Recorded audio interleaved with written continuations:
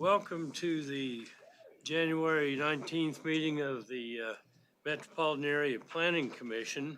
At this point, could we have the opening announcements, please?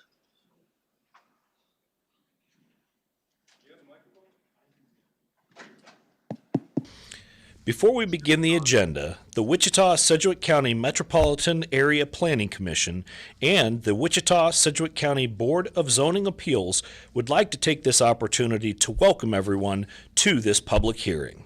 For those in attendance, copies of the agenda for today's meeting, the public hearing procedure, and Planning Department staff reports on all agenda items are available in the lobby. The Planning Commission's and the BZA's bylaws limit the applicant on a zoning, subdivision, or variance application and his or her representatives to a total of 10 minutes of speaking time at the start of the hearing on that item, plus up to 2 minutes at the conclusion of that hearing. All other persons wishing to speak on agenda items are limited to 3 minutes per person. However, if they feel that it is needed and justified, the chairman may extend these times by up to 2 minutes. All speakers are requested to state his or her name and address for the record when beginning to speak. When you are finished speaking, please share your name, address, and the case number on the sheet provided in the room. This will enable staff to notify you if there are any additional proceedings concerning that item. All speakers at the podium, please remove your face mask before speaking into the microphone.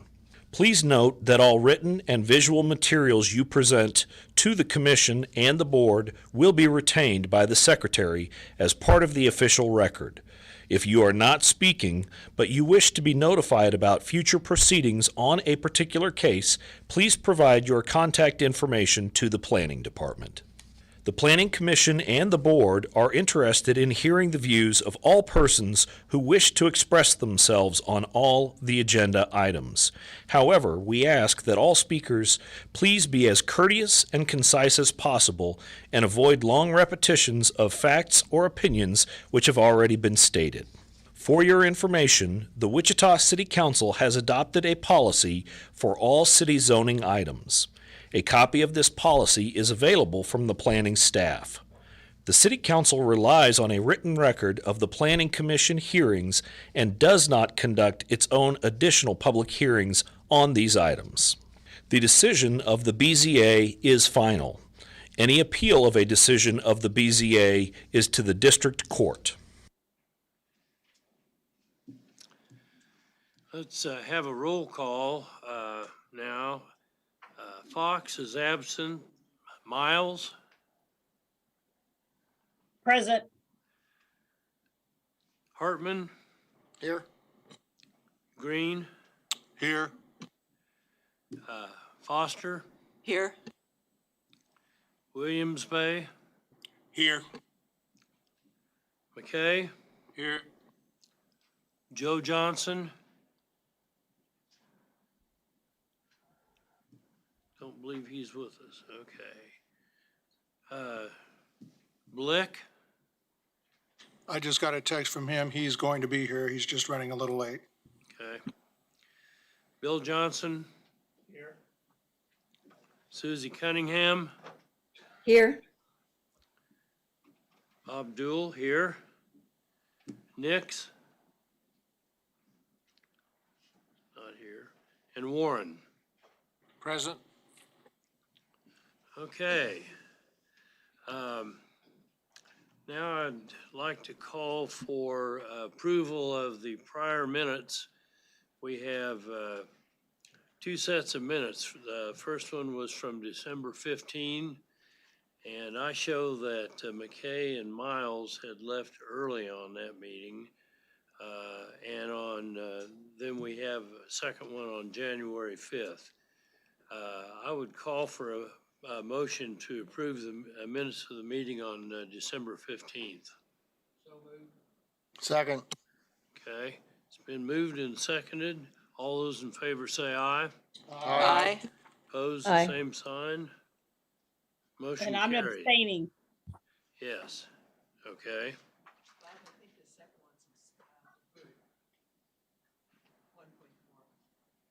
You're right. It has been deferred.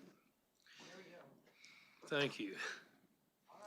Okay, now we will take consideration of the subdivision committee recommendations and see if we can approve any of them by consent.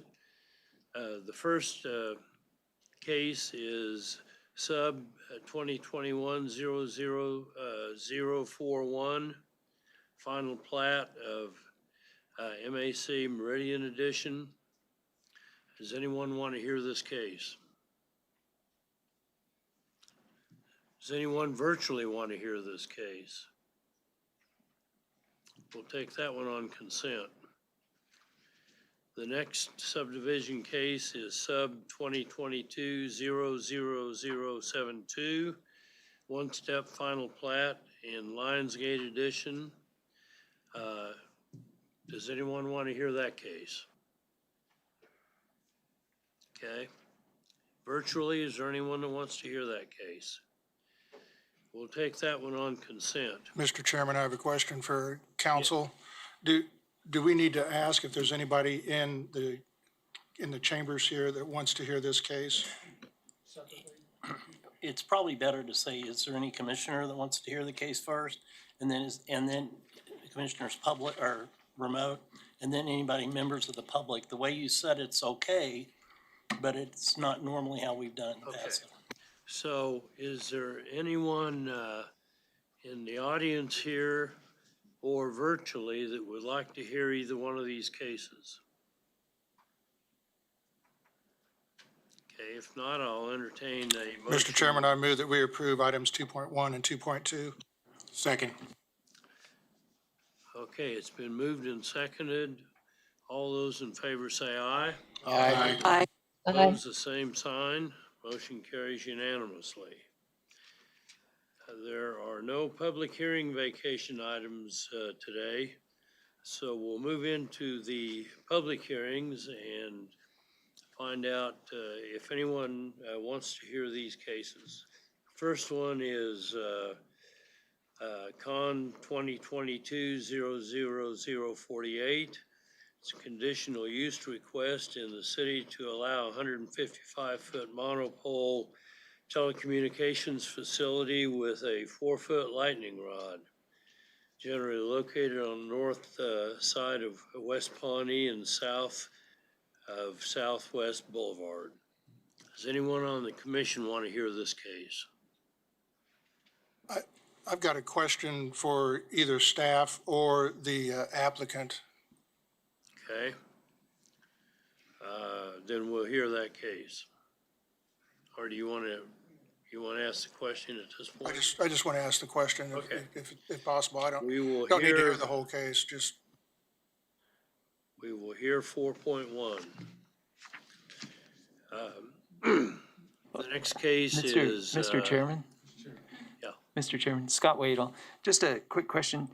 Do we want to check and see if any members of the public would like to hear that case? And if they do, then we could hear the full case. If not, then you would have the discretion on whether you want to just ask the staff question.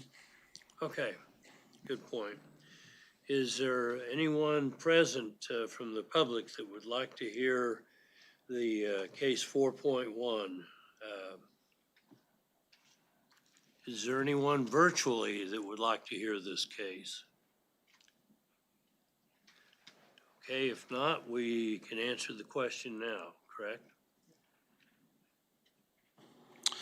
Question centers around the height of this pole and the proximity of the railroad track to the east. It appears as though that railroad track would be within that 155-foot height of the monopole.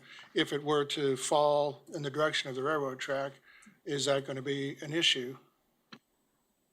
And either staff or the applicant could probably answer that question.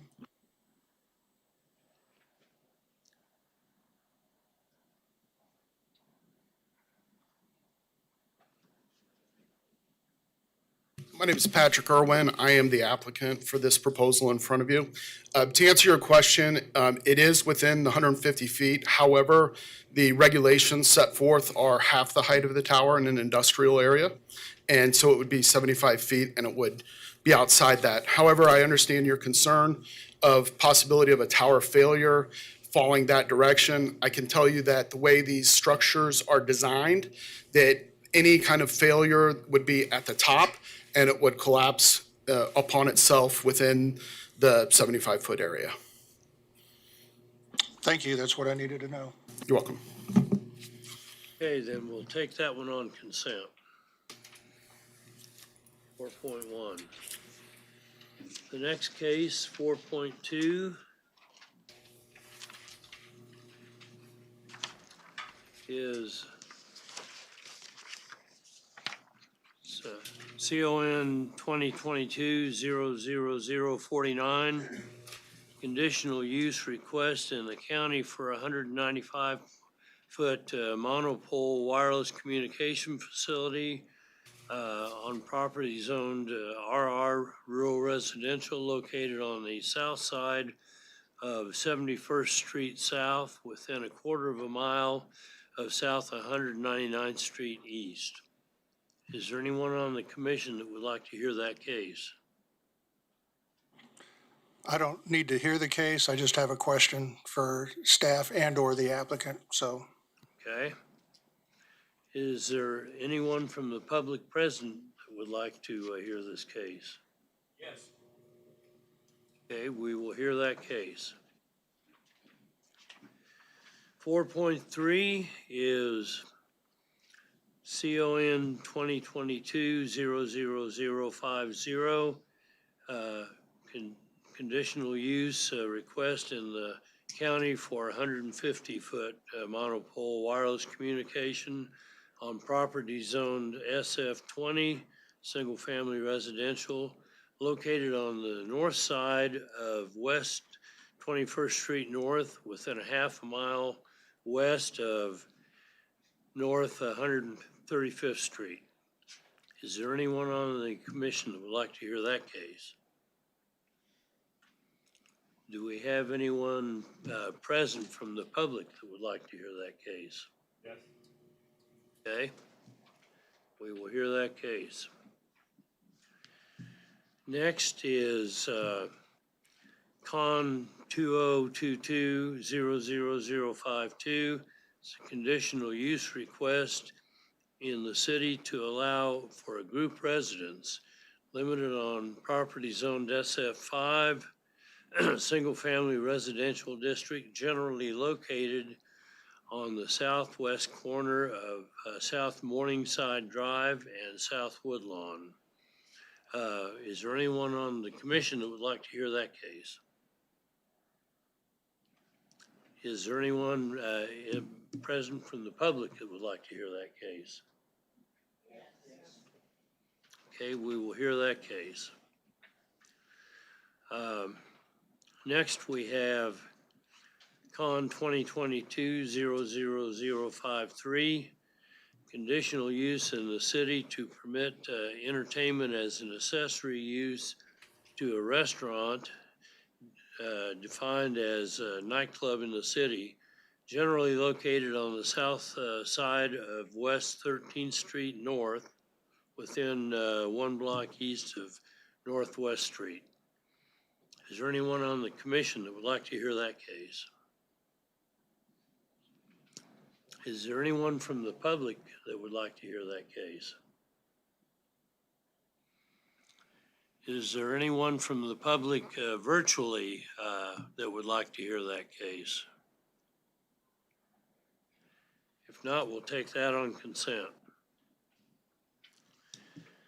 Next is CUP 2022-00059, amendment in the city to DP 229 to allow for an outdoor equipment and vehicle sales generally located on the southeast corner of East Central and North Greenwich Road. Is there anyone on the commission that would like to hear that case? Is there anyone present from the public that would like to hear that case? Is there anyone listening virtually that would like to hear that case? If not, we'll take, Mr. Chairman? yeah, This is recommend denial. no.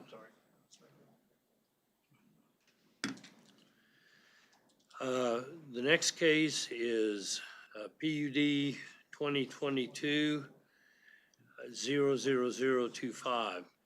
It's a zone change request in the city from TF3 to two-family residential to PUD planned unit development to unify commonly owned parcels and create common amenity space on the property generally located between North Waco and North Back Bay Boulevard. Is there anyone on the commission that would like to hear that case? Is there anyone present that would like to hear that case?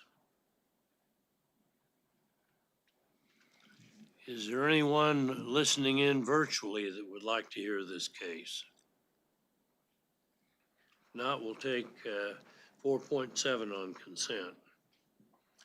Next, we have PUD 2022-00027, planned unit development request in the city to split lots to provide separate lots for each structure generally located within a half-mile east of South Meridian and 1/4 mile south of West Harry.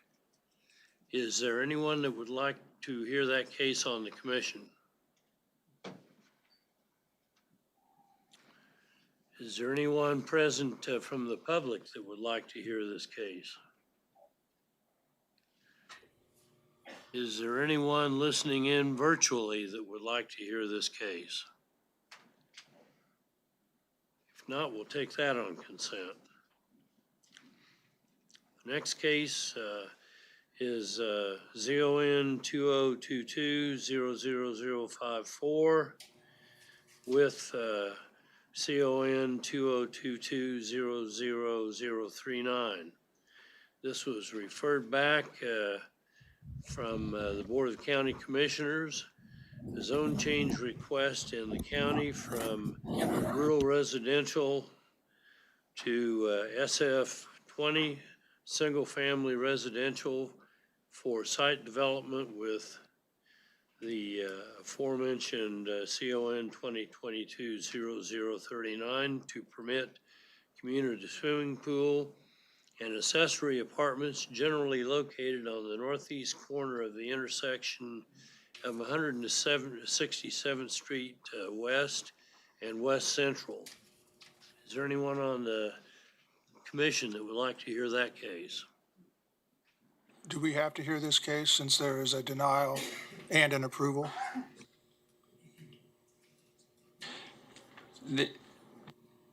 Kirk Sponsel, Assistant County Counselor. Can you all hear me? Yes. Okay, great. Thank you.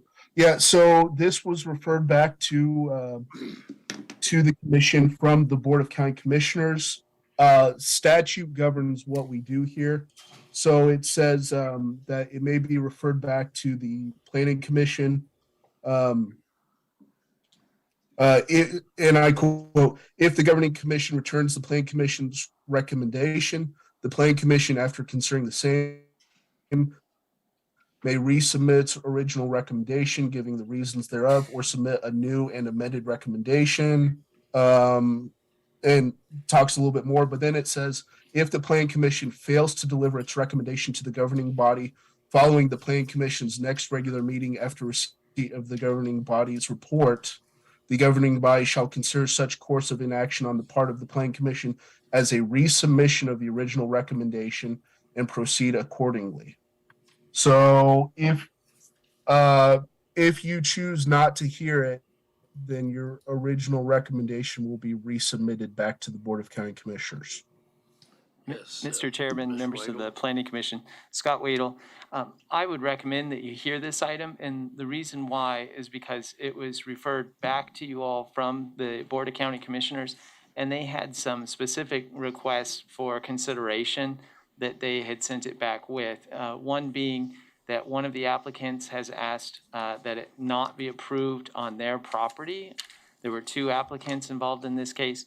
And then the other factors being fire protection, also the density in the county. So we have some updates for you that we would like to share if you're willing to consider it. I'd like to hear this case. Right, I agree. I think we ought to hear the case so we understand what's happening here. So we will hear that case. The next case is ZON 2022-00070. A zone change request in the city from TF3, two-family residential district, to NR neighborhood retail district for retail generally located on the northeast corner of East 21st Street and North Minneapolis. Is there anyone on the commission that would like to hear this case? Okay, we'll hear this case. Next case is ZON 2022-00071. This is a zone change request in the city from SF5 single family to office warehouse located on the northwest corner of North Arkansas Avenue and West 38th Street North. Is there anyone on the commission who wants to hear this case? Is there anyone from the public present who wants to hear this case? Yes. Okay, we will hear this case. And the next case is ZON 2022-00072. This is a change request in the city from SF5 residential to TF3 two-family residential on property generally located 1/4 of a mile north of East Pawnee and 200 feet west of South Broadway. Is there anyone on the commission that would like to hear this case? Is there anyone present from the public that would like to hear this case? Is there anyone listening virtually that would like to hear this case? We'll take this one on consent. Next, we have ZON 2022-00073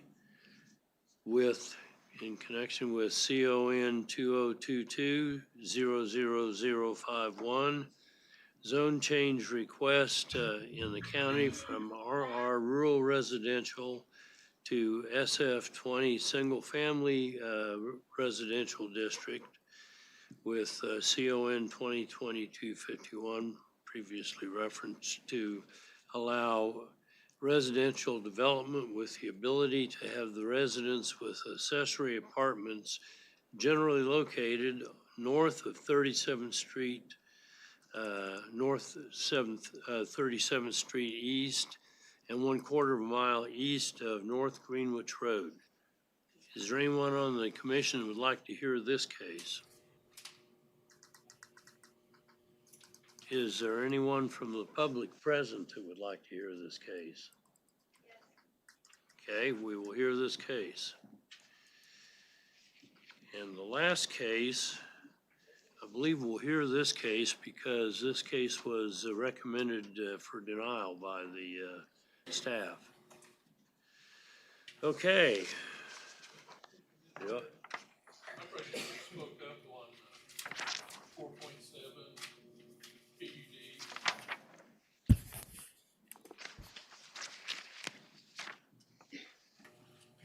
I should have asked you to hear PUD 2022. If I can find it. There it is. 0025. 4.7. Yes. Yes, You want to hear that? Yes, We'll hear that please. case. thank you. May I interrupt? Yes. I will be abstaining from that PUD 2022-25. Okay, Thank you. noted. Then I would entertain a motion to approve. Mr. Chairman, I'd like to move to approve 4.1, 4.5, 4.6, 4.8, and 4.12. Okay, there's been a motion to approve these consent cases. Do I hear a second? Mr. Warren, second. All those in favor signify by saying aye. Aye. Aye. Opposed, the same sign. Motion carries. Okay, we will go back to, where are we? 4.2, yes. I'd like to have the staff present this case to us. Yes, good afternoon, Planning Commission. This is Philip Zevenbergen with planning staff. Did I miss Item 4.2 is a conditional use Pardon me request. just a second, sir. Yes, Do we want to go to the BZA first before we get into this? or- The reason we're not going to the BZA first is it is tied to a case that we're hearing. And so we're Thank you. going to hear that case and then we will adjourn and go to the BZA. Yeah. okay, again, Con 2249 is a conditional use request for a 195-foot cell tower located on the south side of East 71st Street South near Greenwich Road. This is in the Derby influence area. They will also be considering this request of their planning commission this evening. Before I get into the discussion of the staff report, I want to make note of a situation that was brought to staff's attention. We have development application signs which are listed in the application packets as a required piece of notification to be placed on the property at least 13 days prior to the public hearing. It was brought to staff's attention that sign was not placed on the property until last Friday, well outside of that 13-day window. We talked it over with our legal counsel. The requirement for the notification sign is an MAPC policy. It is not part of the state statute notification requirement. The state statute notification requirement, which is the notification in the paper, as well as the notification letter that is sent to all property owners within the 1,000-foot radius, was met. They were mailed out, and that posting in the paper was submitted 20 days prior to the public hearing. Upon further review of the MAPC policy, the one that was approved is policy number 20, and I have copies at my desk for those who are interested.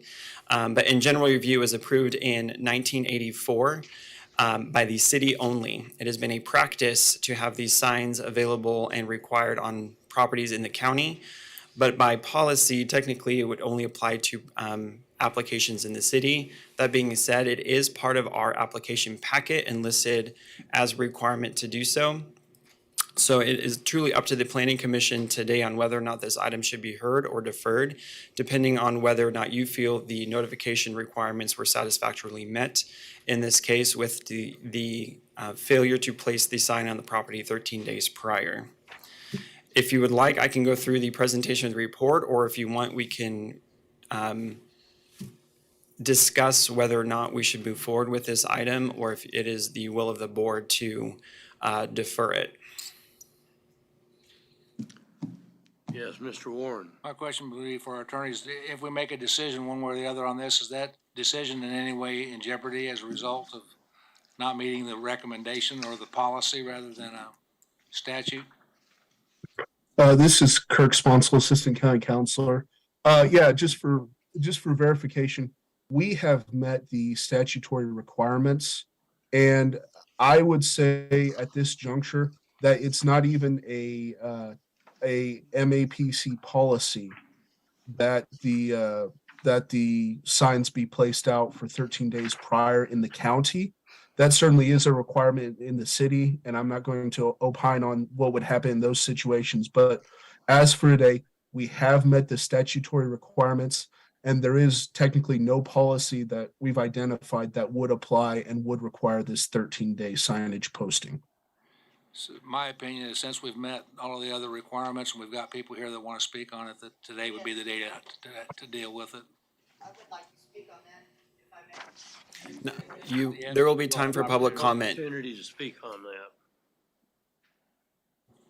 Having heard that we've met the statutory requirements, I move that we go ahead and hear the case.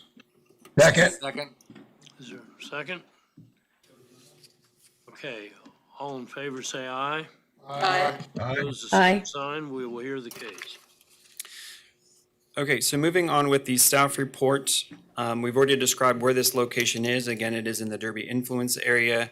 AT&T is leasing or intending to lease a portion of this property that you see on the screen. They'll have a 70-foot by 70-foot compound for which the equipment for the cell tower would be housed. The monopole structure would be in the center of that compound and reach to 195 feet in height. The reason for the conditional use is the zoning is rural residential, and the wireless communication master plan states that towers exceeding 120 feet in height require a conditional use in order to be approved. The tower has to comply with height compatibility setbacks because the properties surrounding this site are also zoned rural residential. The compatibility height standards for wireless communication facilities is a 1-to-1 ratio for, they has to be as far away from the property line of the adjoining property as it is tall. So at a minimum, this would have to be 195 feet away from an adjoining property line that's zoned residentially, and the tower exceeds that. It's at least 200 feet away based on the scale of the site plan, so it meets those height requirements. The state of Kansas in 2019 adopted statutes related to wireless communication facilities. In your staff report are highlighted of 5 of the most prominent requirements in terms of what a board like this and even the county commission can and cannot consider when it comes to approval or denial of a cell tower. First and foremost, we cannot require them to co-locate. So determining if there's another tower or opportunity for a higher structure or a structure nearby, saying that they have to put their facilities on another structure. We can't determine whether or not that we feel the service is adequate. We can't determine whether or not they feel the height of their tower is adequate. That's for them to decide based on the service parameters they want to provide. We can't determine the type of transmission equipment or technology used by the applicant. And restrictions with respect to objects in navigable airspace and height limitations in proximity to civilian airports is governed by the Federal Aviation Administration. One of the standard conditions of approval for cell phone towers is that they provide a determination by the FAA that they are not a hazardous object in airspace, and that is true for this case as well. The properties surrounding this site are zoned rural residential, save for the northwest corner of 99th Street and 71st, which is zone MF18 due to multiple single-family dwellings on one lot. The rest of them are zoned rural residential and are developed with large lot residential development. If we can, there we go. Some portions of it are used for agriculture. Others are, again, just more larger acreages. The property is unplatted. Platting is not required unless the applicant proposes a 50-year lease or longer. They do have to get a building permit for this, and there are site review standards that will have to be met in order to get a building permit.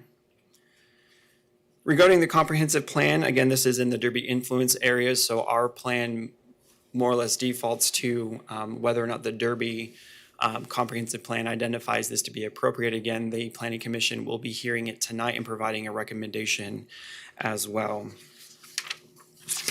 Overall, staff is recommending approval subject to the conditions in your staff report.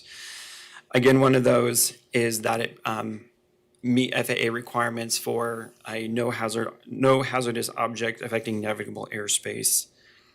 Staff has heard public comment from this, and I believe those individuals are here to speak. They also provided a packet that was emailed to you earlier this week. That packet of information is also on your desk as well.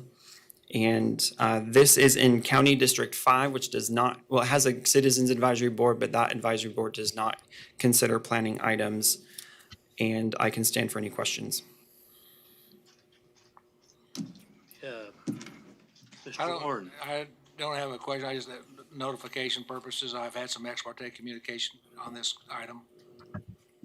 Okay, noted. Mr. Green. Notice that this property is located in the 100-year floodplain, and it also appears that the actual site that they are planning on building this cell phone tower is in a regulatory floodway.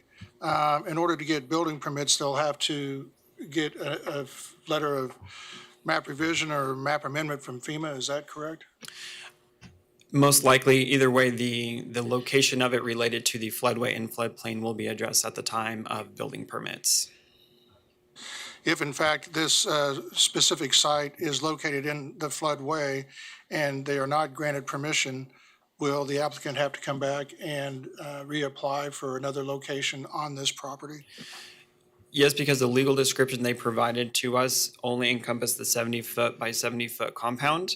This conditional use does not apply to the larger parcel, so they can't necessarily just choose a different location within the same parcel, so they would have to come back. My understanding is they would have to come back and reapply and identify a new site and go through the public hearing process. Thank you. Any other questions of staff from the commission?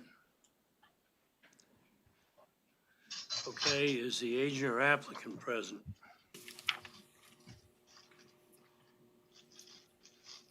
Please state your name and address, and you will have 10 minutes to address this. Okay, thank you for your time this afternoon. My name is Glenn Clockey, and I'm the applicant for this proposal in front of you. We represent AT&T in this matter, and my address is 5055 Highway N, Cottleville, Missouri, 63304. So the one thing I do want to address is the floodplain question, is that we are well aware that this site is located in the floodplain. The equipment is designed to be 5 feet out of the floodplain. All the equipment will be above flood level, so we've taken that into consideration. If it's in the floodway, there could be other requirements for that, is that Correct. not correct? Yes, and we'll follow whatever the city requires us to do, whatever kind of whatever we need to get.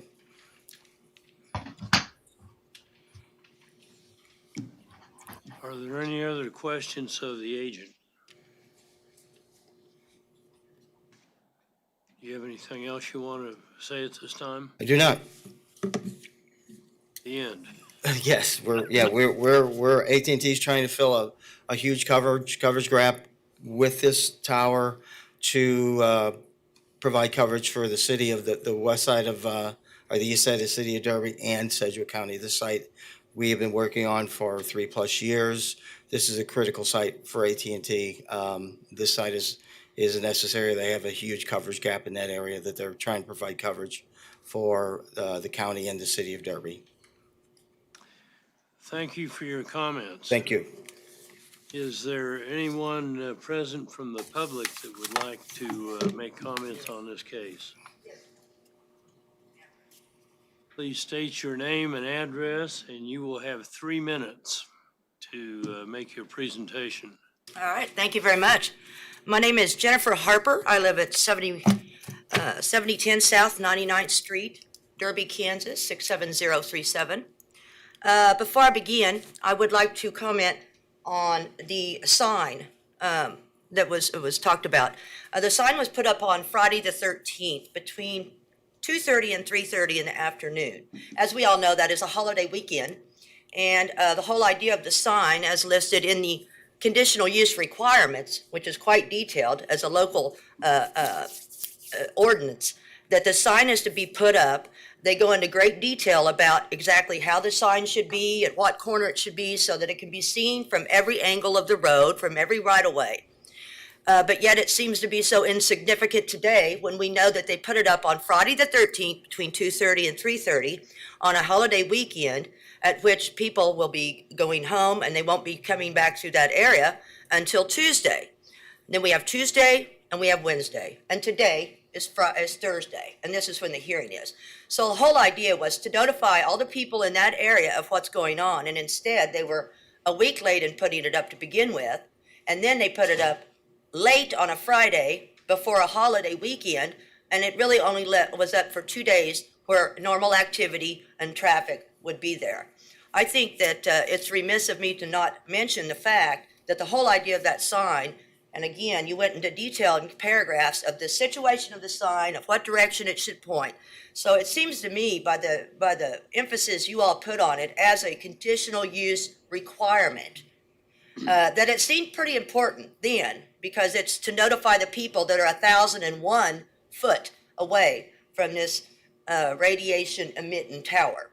All right, so I guess there's no reason to go on there, because frankly, I think at the very least it should be postponed and delayed for the next meeting, so that everybody in that area has the right to see what's going on and what's coming up. Because it's kind of strange that it was set right before a holiday weekend, only leaving 2 days of normal activity. People are out of town. This is not right. You guys put a great amount of detail in how the sign should be listed, how it should be. So I don't know, is there any way that could be reconsidered? I'm just talking about a delay. I don't think that's really too much to ask. When you're talking about they were already 6 days behind on the guidelines. You guys have 2 or 3 paragraphs about how to put the sign. You want it just so, you want it, but all of a sudden it's nothing. They require, it says you've got it in your application. This is a conditional use application. So, how is it that we can just cut a week off of it and it's okay? Is there any way that we can reconsider that? I'm just talking about 2 weeks down the road, just to give the people, that's the whole idea of it, is to give people notification. Ma'am, your time is up. Do you have any other issues I would like you'd to, yes. cover? I can give you another 2 minutes. All right.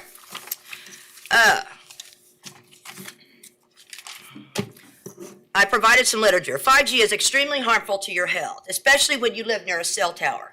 Many insurance companies, I'm not sure if you're aware, exclude damages that are caused by electromagnetic waves, especially when you are in close proximity of a cell tower. How can you possibly calculate the risk of something that's never been done? Okay? Due to the effects of the immune system, the Merriam-Webster Medical Dictionary has even created a new disease called microwave sickness. 5G uses between 24 and 300 gigahertz of frequency. A microwave uses 2.45 gigahertz frequency. The higher the frequency, the more dangerous to living organism. Now, I would like to cite quickly a German study.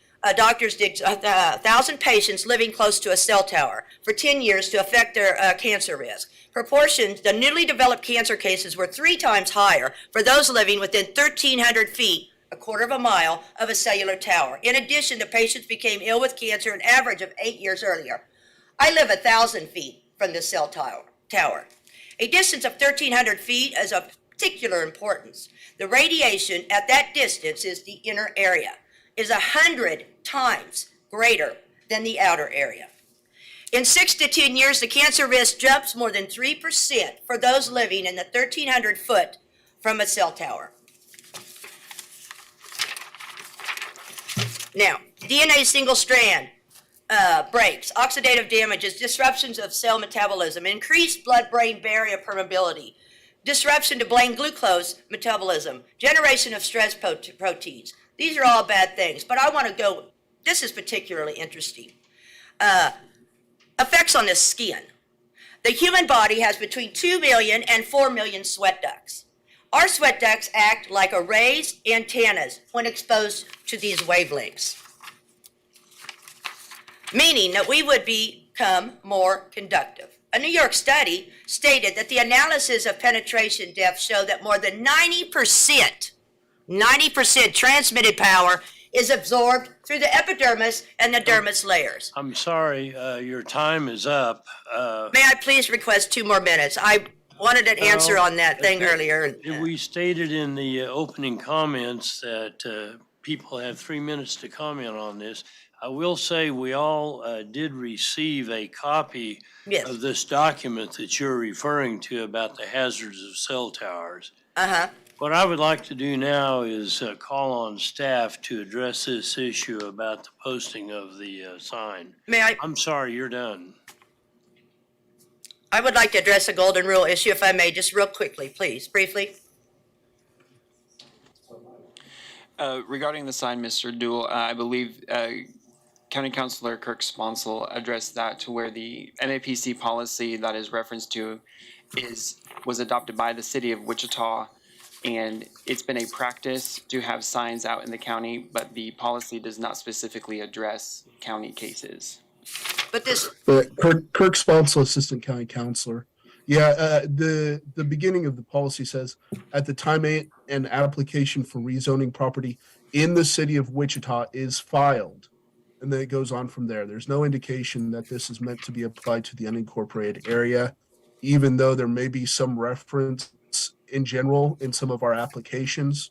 The clear wording of the policy indicates it's only geared towards the city of Wichita. Is there anyone else from the public that would like to speak on this? Yes. Please approach the podium. You have 3 minutes. Please state your name and address.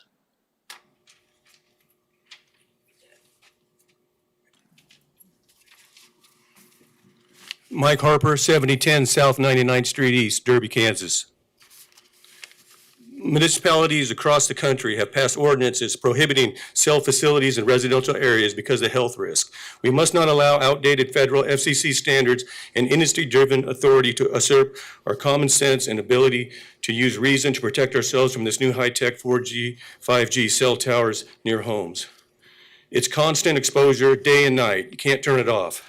In 2019, Environmental Health Trust sued the U.S. government for failing properly to review laws on wireless radiation exposure and won. Now the U.S. FCC has mandated to respond to the court decision. They continue to advocate for proper review of scientific evidence because the FCC has still not responded to the court. Derby 2040 Vision Plan goes all the way east to Greenwich Road. To say this is not an urban growth area because it's on a small floodplain property doesn't mean it won't be developed all around it. Spring Ridge homes start 1,300 feet to the west of the tower. In December 2020, AT&T proposed this tower 2,000 feet to the southwest of Powell's property. Kathy Sexton, Derby manager at the time, said the tower is in the backyards of homes. It is in the growth area of Derby. It is not in compliance with Derby's comprehensive plan, and it could be hard for someone in the area to sell their homes because sellers may not be able to get financing through VA loans because the tower and many people who work at McConnell Air Force Base choose Derby to live in.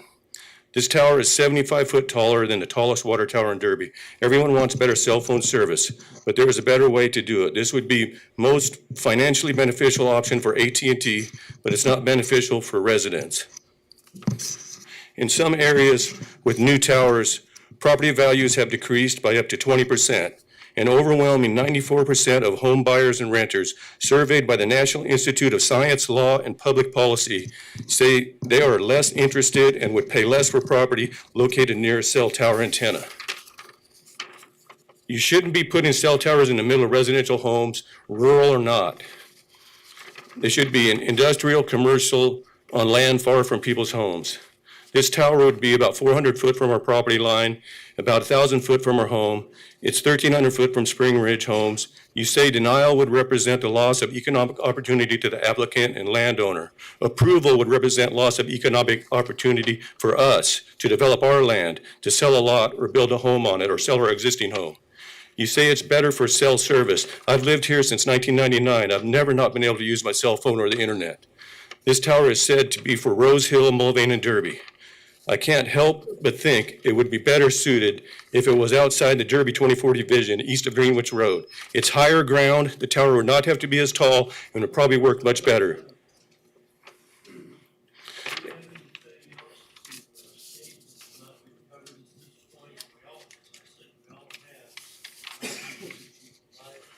Yes, I do. AT&T has a new tower getting ready to go online across the street from Lowe's in Derby. Why can't we wait until it goes online? It's supposed to be online in March. We can see how well the cell service is then. I got one more thing.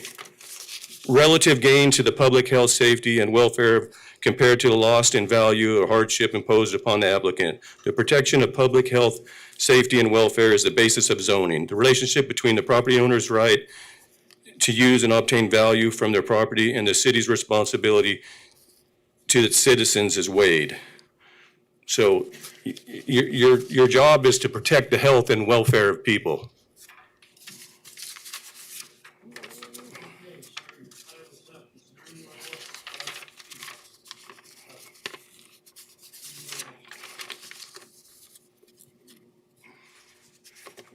Could I have one more sentence?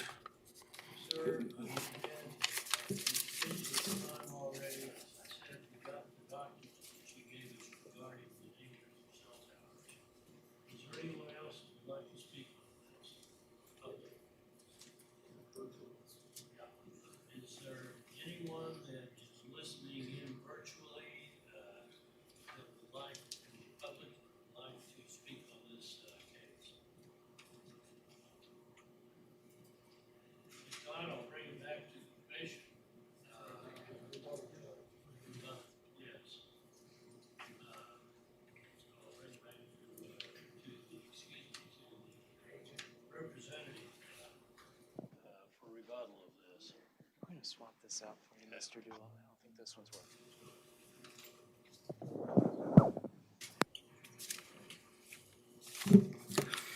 Let me address a couple of questions, or a couple of concerns that were brought up. The new tower that is scheduled to go online in the city of Derby is a designed tower. It doesn't take into consideration other areas. When AT&T designs their network, they design these towers to cover a certain parameter, which is, I don't know what the distance from that tower will cover, but that particular tower will cover a certain area. This tower is designed to cover a second area that is, they have deficient coverage in. So I mean, to say that, wait for another tower to come online, it just doesn't work. It's already been laid out. They do these designs years in advance.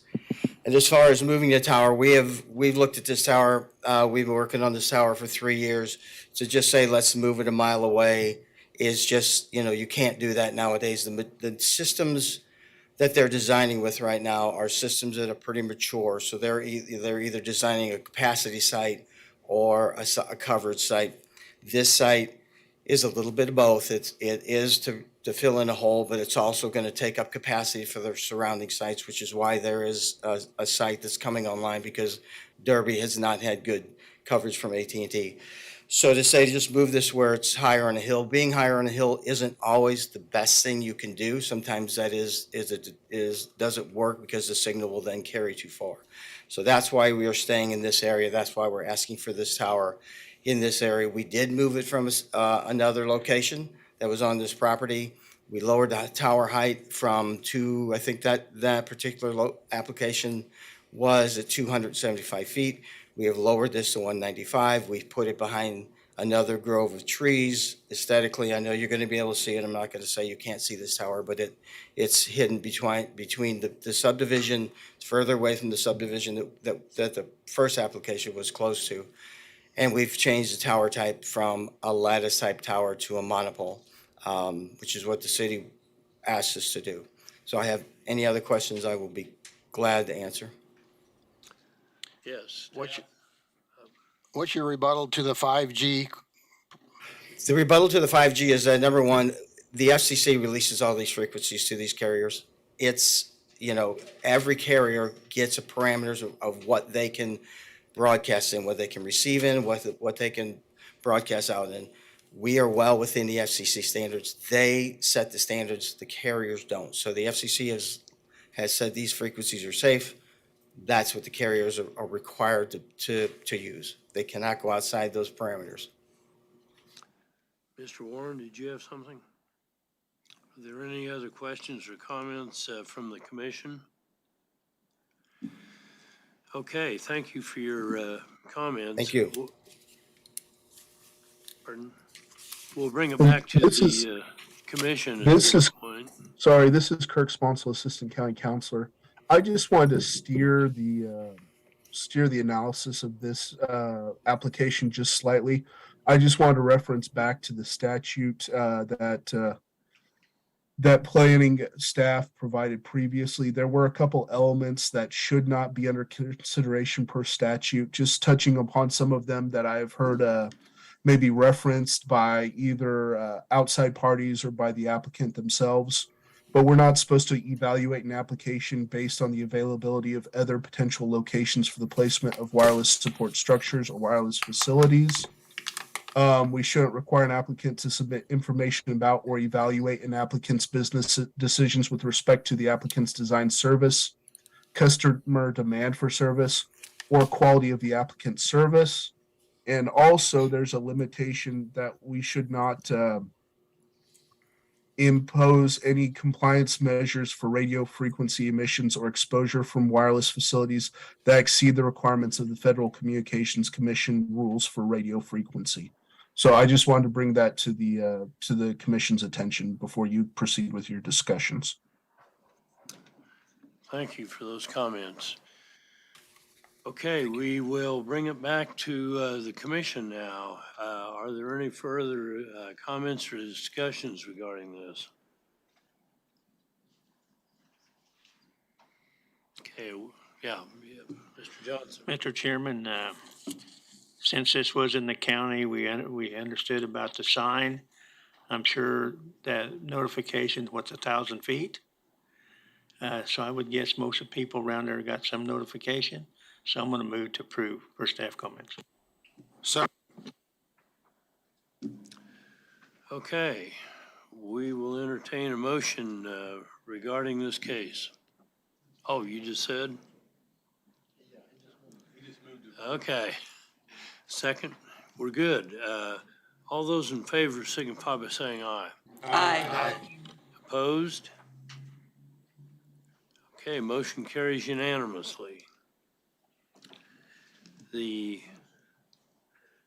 next case is 00050.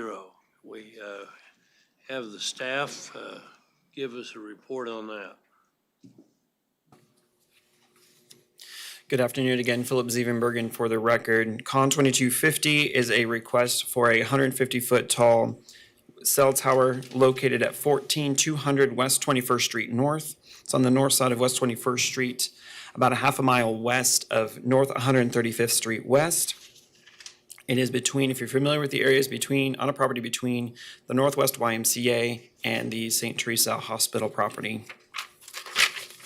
This application, as I mentioned, is for a 150-foot tower for AT&T. It is a very similar setup from the last case, so I will be a little bit more brief on this one. Again, it's a 70-foot by 70-foot compound that will have solid screening around it.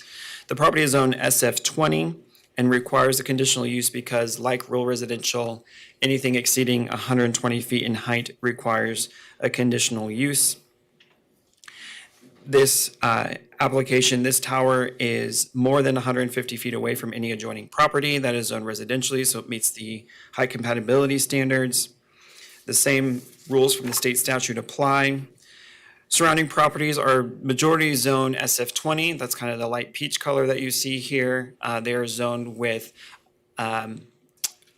agricultural uses or single-family homes. Some of it's a mix of that. You have SF5 in the city. This LC and SF5 property here is a Northwest YMCA. The PUD property to the west is St. Teresa Hospital. This little square right here is a 150-foot cell tower just outside the hospital property, or just along the access drive to the hospital property. This is within the Wichita growth area, so the comprehensive plan comes into play, or our comprehensive comes into play. The comprehensive plan identifies this site as appropriate for new employment, which supports expanded commercial or employment opportunities in the area.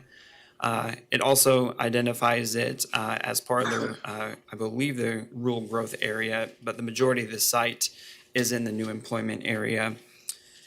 And the wireless communications master plan identifies that, 120 feet could have been done by administrative permit, 150 feet is only 30 feet taller, and it's within a quarter mile of an additional cell tower that is 150 feet that was approved some time ago.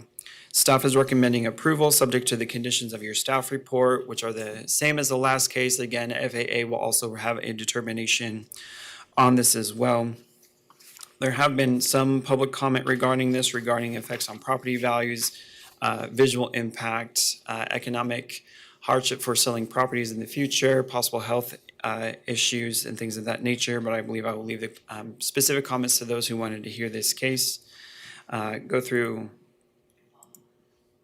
this is the elevation of the tower. You can see it has AT&Ts, but it also could be used for co-location in the future. This is looking at the property where the compound will be. This is part of the subject property. Those are their outbuildings. This is looking at the parent property and their kind of acreage with where their outbuildings are and their residence is. This is looking to the south. It's a field at this point. I believe most of this site's in the city of Wichita.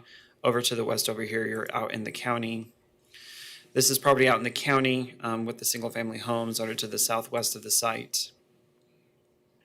This is the cell tower that's to the west near the hospital.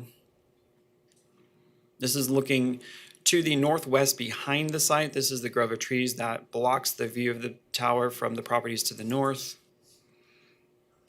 And this is looking north at the property directly west of the site. And this is the YMCA to the east. With that, I can stand for any questions. We have any questions from the commission at this time? Okay, will the agent or applicant please come forward? You have 10 minutes.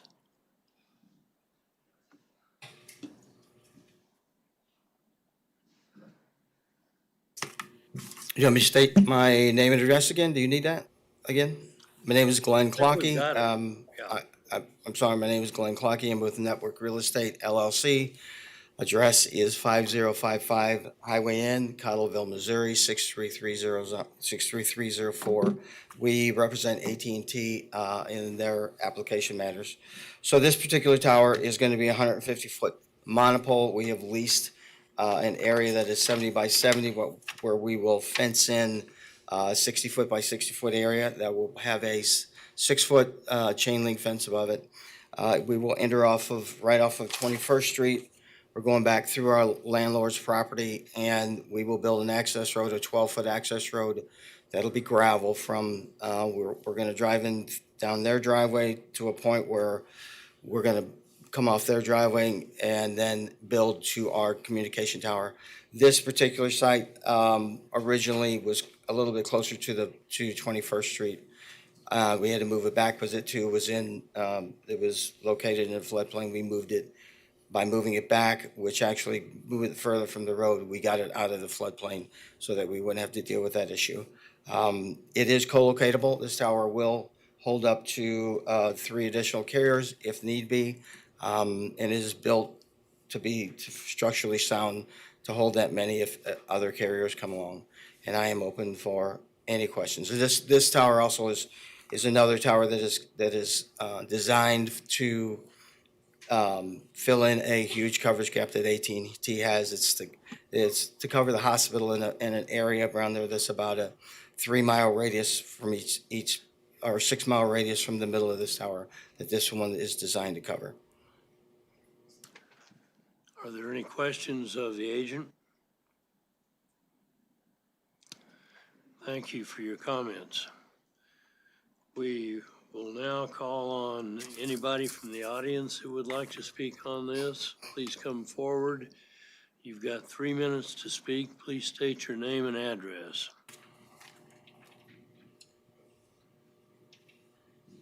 Did we have somebody that wanted to hear this case?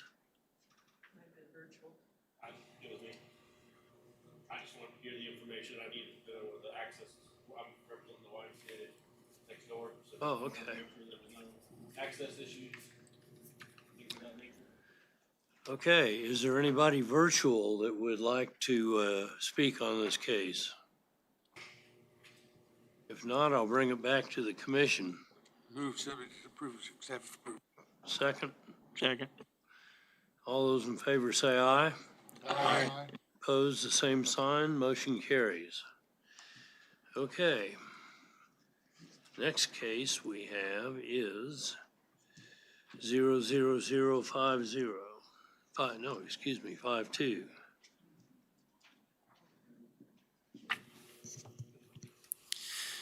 Once again, good afternoon. Philip Zevenbergen for the record. Con 2252 is not a cell phone tower.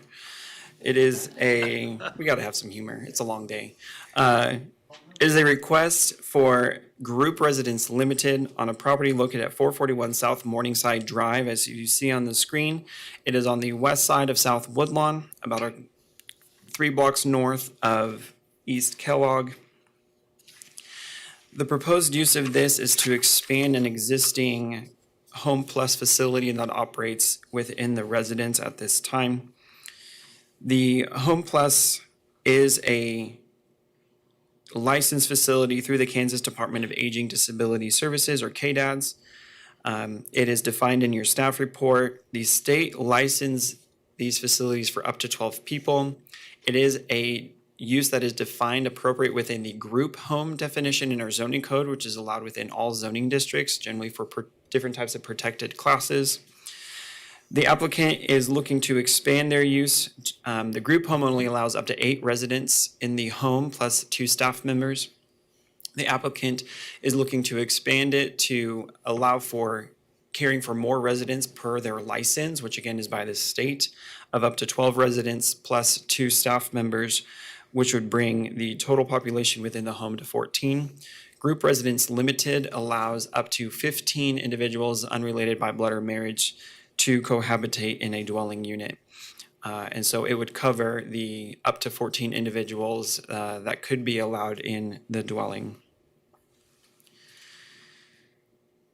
To accomplish the proposed expansion of the use, the applicant is intending, if the application is approved, to expand the home. So north is down in this picture, so it's a little bit backwards. So this is Morningside Drive here. This is Woodlawn, and so as you're looking up on the screen is south. This is just reversed. I didn't want the words to be upside down.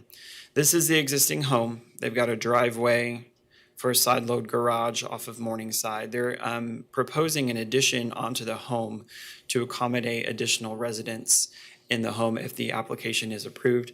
The addition to the home is an allowable addition regardless if it was a single family home or a Home Plus facility. It meets the setback requirements. It is not something that wouldn't be out of the ordinary for just an average homeowner if they wanted to put this size of an addition onto their home apart from this application. So the detail of the application of whether or not the addition to the home can be allowed is really not a matter for discussion, as it would be allowed based on the buildable area of the lot. They just would need to add on to the house in order to accommodate the number of residents that they want to have in the home. Along with this application, and again, to Mr. McKay's point, is we will be hearing the associated BZA variance for this application after this conversation. When you get to Group Residence Limited, your parking requirement changes from 1 parking space, off-street parking space per dwelling, to 1 parking space per bedroom. So if the addition is added onto the house, the applicant intends to have a total of 10 bedrooms within the structure of this home, which would bring the off-street parking requirement to 10.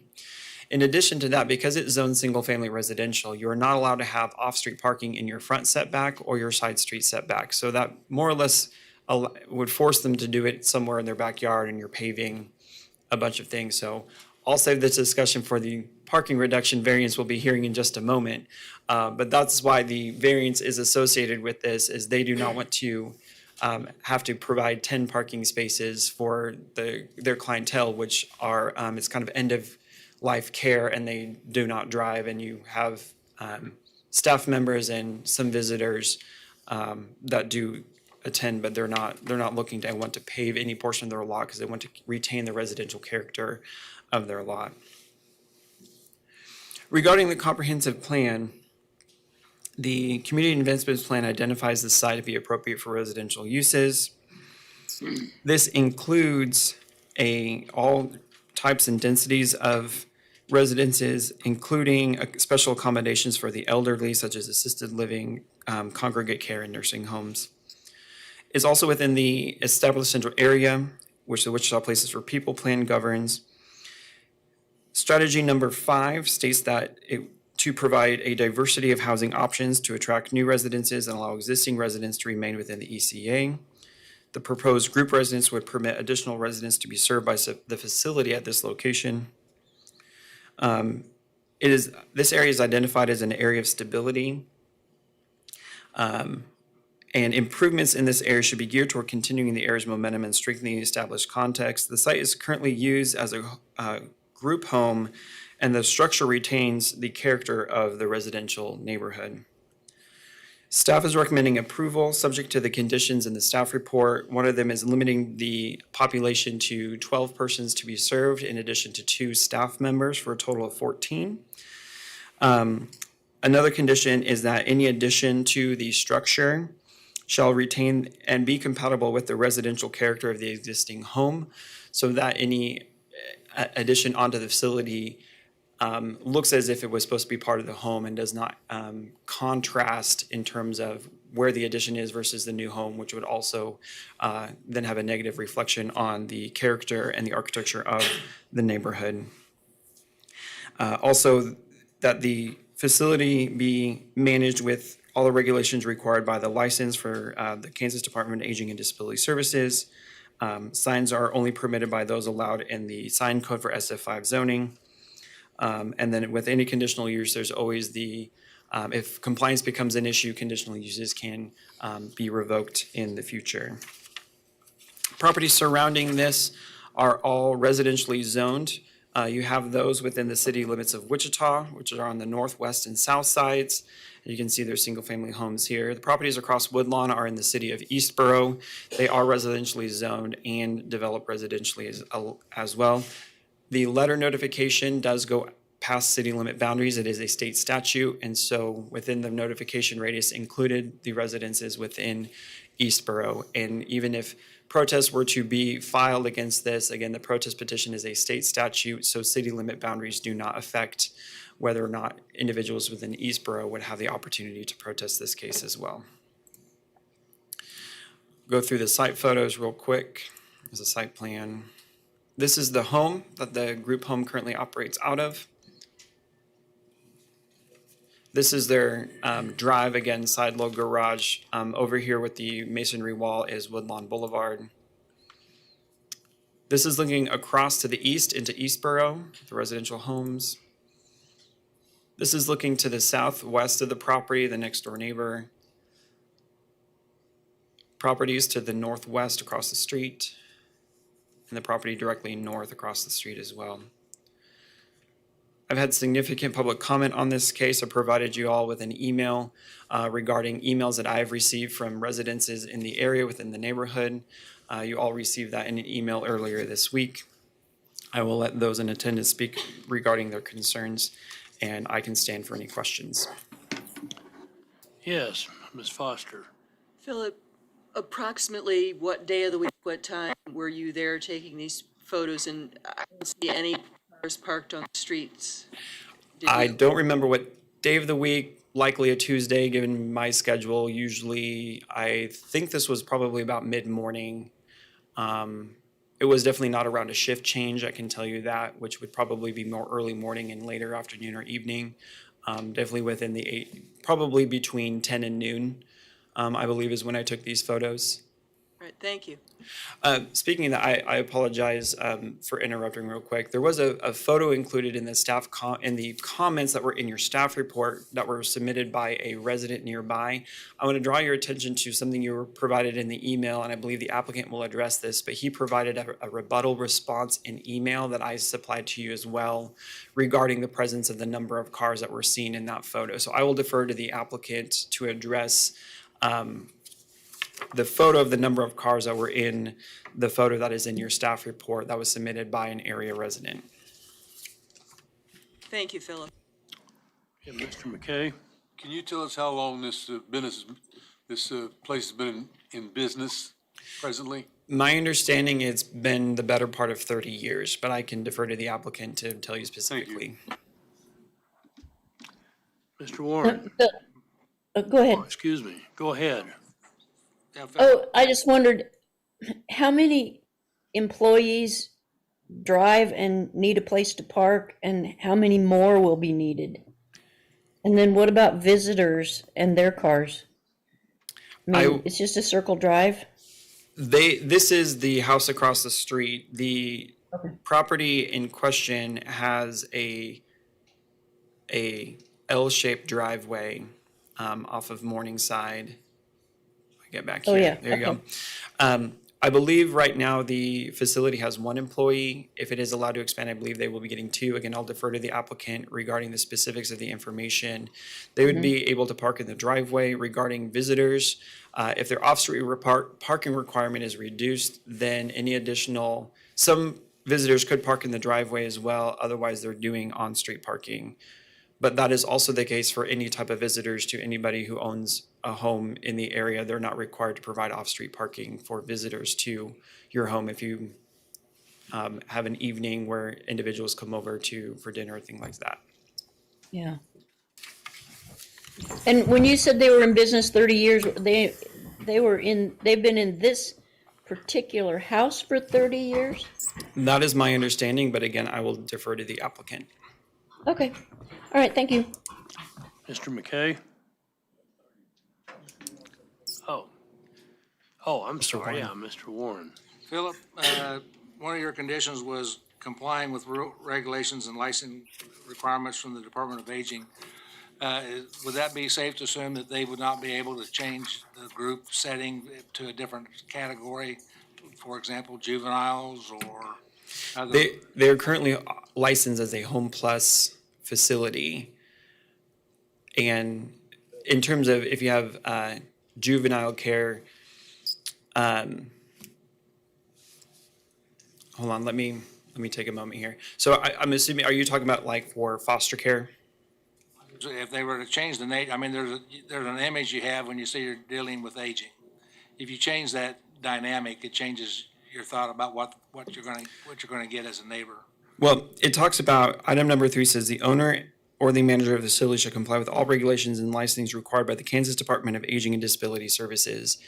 If it were to potentially want to change to like a group home for foster cares, that's licensed by a different state department. So my question is, would the conditional use go away if they were to change? I will defer to legal counsel on that. The conditional use does not go away because there's no time limit on it, but in terms of how they could use the facility for a group residence might be limited because this is a group residence for a facility licensed by KDADS, not a facility licensed by another state organization.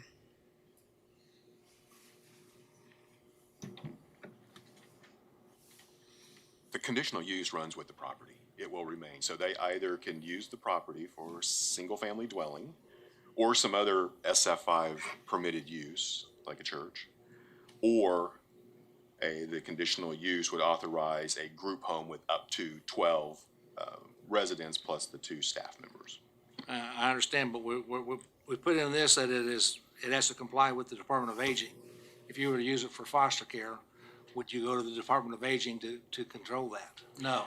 So the question is, does this limit this to aging? Because that's the only one that we've listed on here. I think, and I may be going out on a limb here, but I think KDADS is aging and disability services. So I'm not sure that this is a limitation to a certain age group. I think this particular operator Knowing what I know about them for the years that I've known of this operator, it is always aged people, but I think the agency, I'm not sure there's an age limit for what they license. Scott Wadle, Planning Department. I would say based on the conditions and the way that I read them, I would not interpret this to limiting it to seniors or elderly that they would be providing care to. This provides a conditional use to allow for the number of folks. If you want to see that kind of limitation, I think that that's something you would have to add to the conditions. But I believe it would limit it to a facility licensed by KDADS and Thank you. whatever spectrum of care they provide. Okay, thank you. Any other questions from the commission? Oh, yes, Mr. Williams. Okay. Any other questions? If not, we will call on the agent or applicant to speak. Please state your name and address. You have 10 minutes.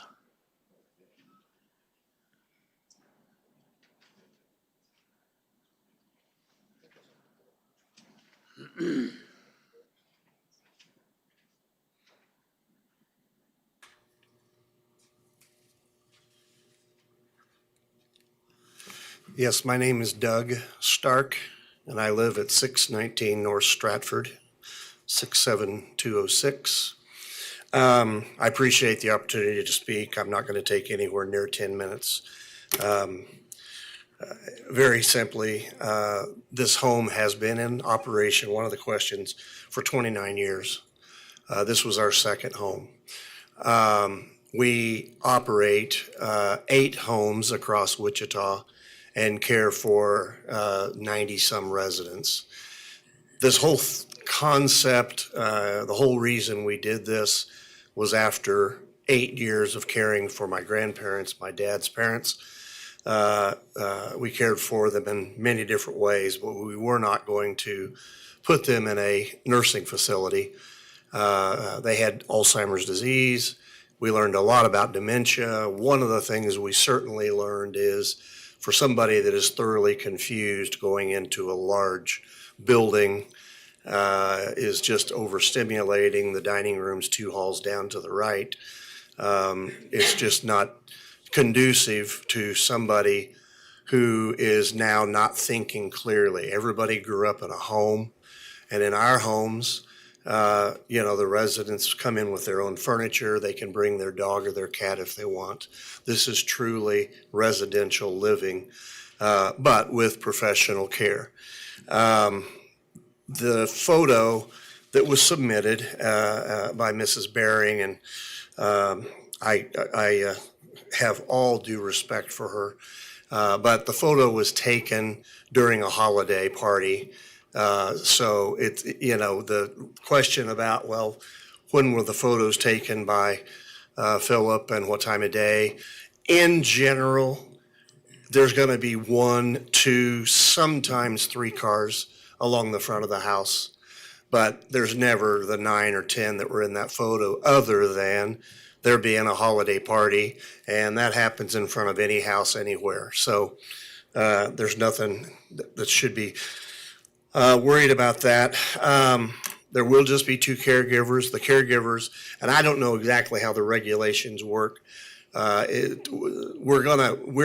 goal is to have 10 residents, maybe 11 if we have a shared room there, but we're not even wanting to move to the 12. And the 2 caregivers that will be there, they come and go. So in all reality, there's 10 or 11 people living there with caregivers coming and going. This is all going to be built in the back, as we've talked about. From the street view, from coming down Morningside, you're going to look at our house, which has great curb appeal, and none of that will change. So there's really not an issue I see there. One thing that has been brought to my attention as I went around and talked to everybody as well, property values. The thing we have is a track record. We've been doing this for 30 years. In those 30 years, I have not only taken 3 homes that we had that were comfort care homes that just didn't fit our model then. They were too small, whatever. And I have resold them back to families. We did it on the market, open market. Carnahan Group sold them, and they sold for value. So plus, again, in 30 years, I can't count how many homes next door, across the street, down the street from one of my homes that has sold and has sold at value. So, and you know, you can reach out to the Wygan folks, you can reach out to the Carnahan people. They'll tell you that. One home directly across from a home I have on Talleyrand sold this last year for $403,000, which was market value. So I don't really see that there's any concern. We've proven over 30 years there's no concern about values. My investment's going to be $350,000. That surely will have to increase the values of the residents or the houses around that area. Talked about that. There was a flyer that was submitted, and it talked about traffic, increased traffic, delivery trucks, et cetera, et cetera. We have our groceries delivered once a week in an Econo van. We click list Dillons, go pick up the groceries. They get dropped off at the house in a van. Possibly 3-4 times a year, there may be a Broadway medical truck pull up because they're bringing in a mechanical bed or taking out a mechanical bed. But again, that is, trust me, the number of people on that street or any street that are ordering everything from Amazon and those UPS trucks that all have horrible mufflers on them. And I think it's for a reason. I think it's a marketing thing. You know, our trucks go, but in any case, there's a heck of a lot more of that stuff going on up and down the street than what we would present. In this case, there may be a couple, 3 more family members visiting, but that's it. We've been good neighbors the whole time. We have a lawn service that makes sure that our lawn is the nicest lawn on the block. And in fact, 3 years ago, we were voted as Lawn of the Week. So, you know, I was very honored by that, proud of that. Also, somebody ran into the entry monument a few years ago, and there was money raised. The group came to me and said, hey, we need another, I think it was $350 to top it off. And I gave the $350 and we replaced the monument. So again, we really try to make sure our homes are as nice as they can be, not only for you guys, the neighbors, but also because we want our clients. I mean, nobody wants to place their loved one in a shack. And so, you know, we make sure that our homes are very presentable. And the very last thing I want to say is I did receive a text the other day over the weekend, and here's what it was said. It was by a lady named Cindy. Doug, just wanted you to know we are aware some of the neighbors are concerned about the traffic in your area due to your 2 nursing homes and have expressed their opinions via flyers. FYI, we are not part of the movement. We feel your homes are necessary. We must take care of our senior citizens in the respectful manner that one allows them to maintain their dignity. My mother was lucid, but had to be in a home. It was in the neighborhood out in the west part of Wichita. We want you to know we understand some of their concerns as to enlargement of the facilities, but are not a part of that movement. Because of your company, we've also benefited as a community. Upkeep, etc. The school also adds traffic in our community. I have worried about how fast people traveling through our neighborhoods, but those concerns were prior to you having your business. Thanks to you and your belief in our senior citizens, I love this neighborhood and think it's one of the best in Wichita. It's quiet and perfect for people who need quiet and secure neighborhood. And I'll close by just saying, like I said, we entered this business specifically to care for elderly with dementia. And that's all we do is we care for elderly with dementia. And we have no plans or desire to turn it into a foster care for kids or whatever. I mean, we're 30 years invested into this. We're really good at what we do when it comes to caring for dementia, and we're gonna stick with that. I think that's all I have. So, thank you. Bring it back to the commission. Do you have any questions of the applicant? If not, thank you for your comments. Is there anyone in the audience that would like to say anything on this case? Please approach the podium. You have 3 minutes to speak. Please state your name and address.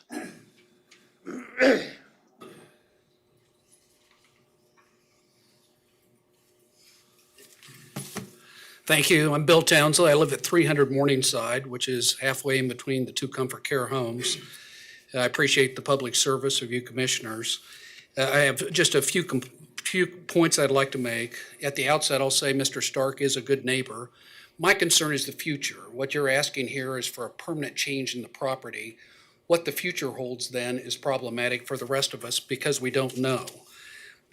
I don't like having a commercial entity in my neighborhood. I'd rather have a family.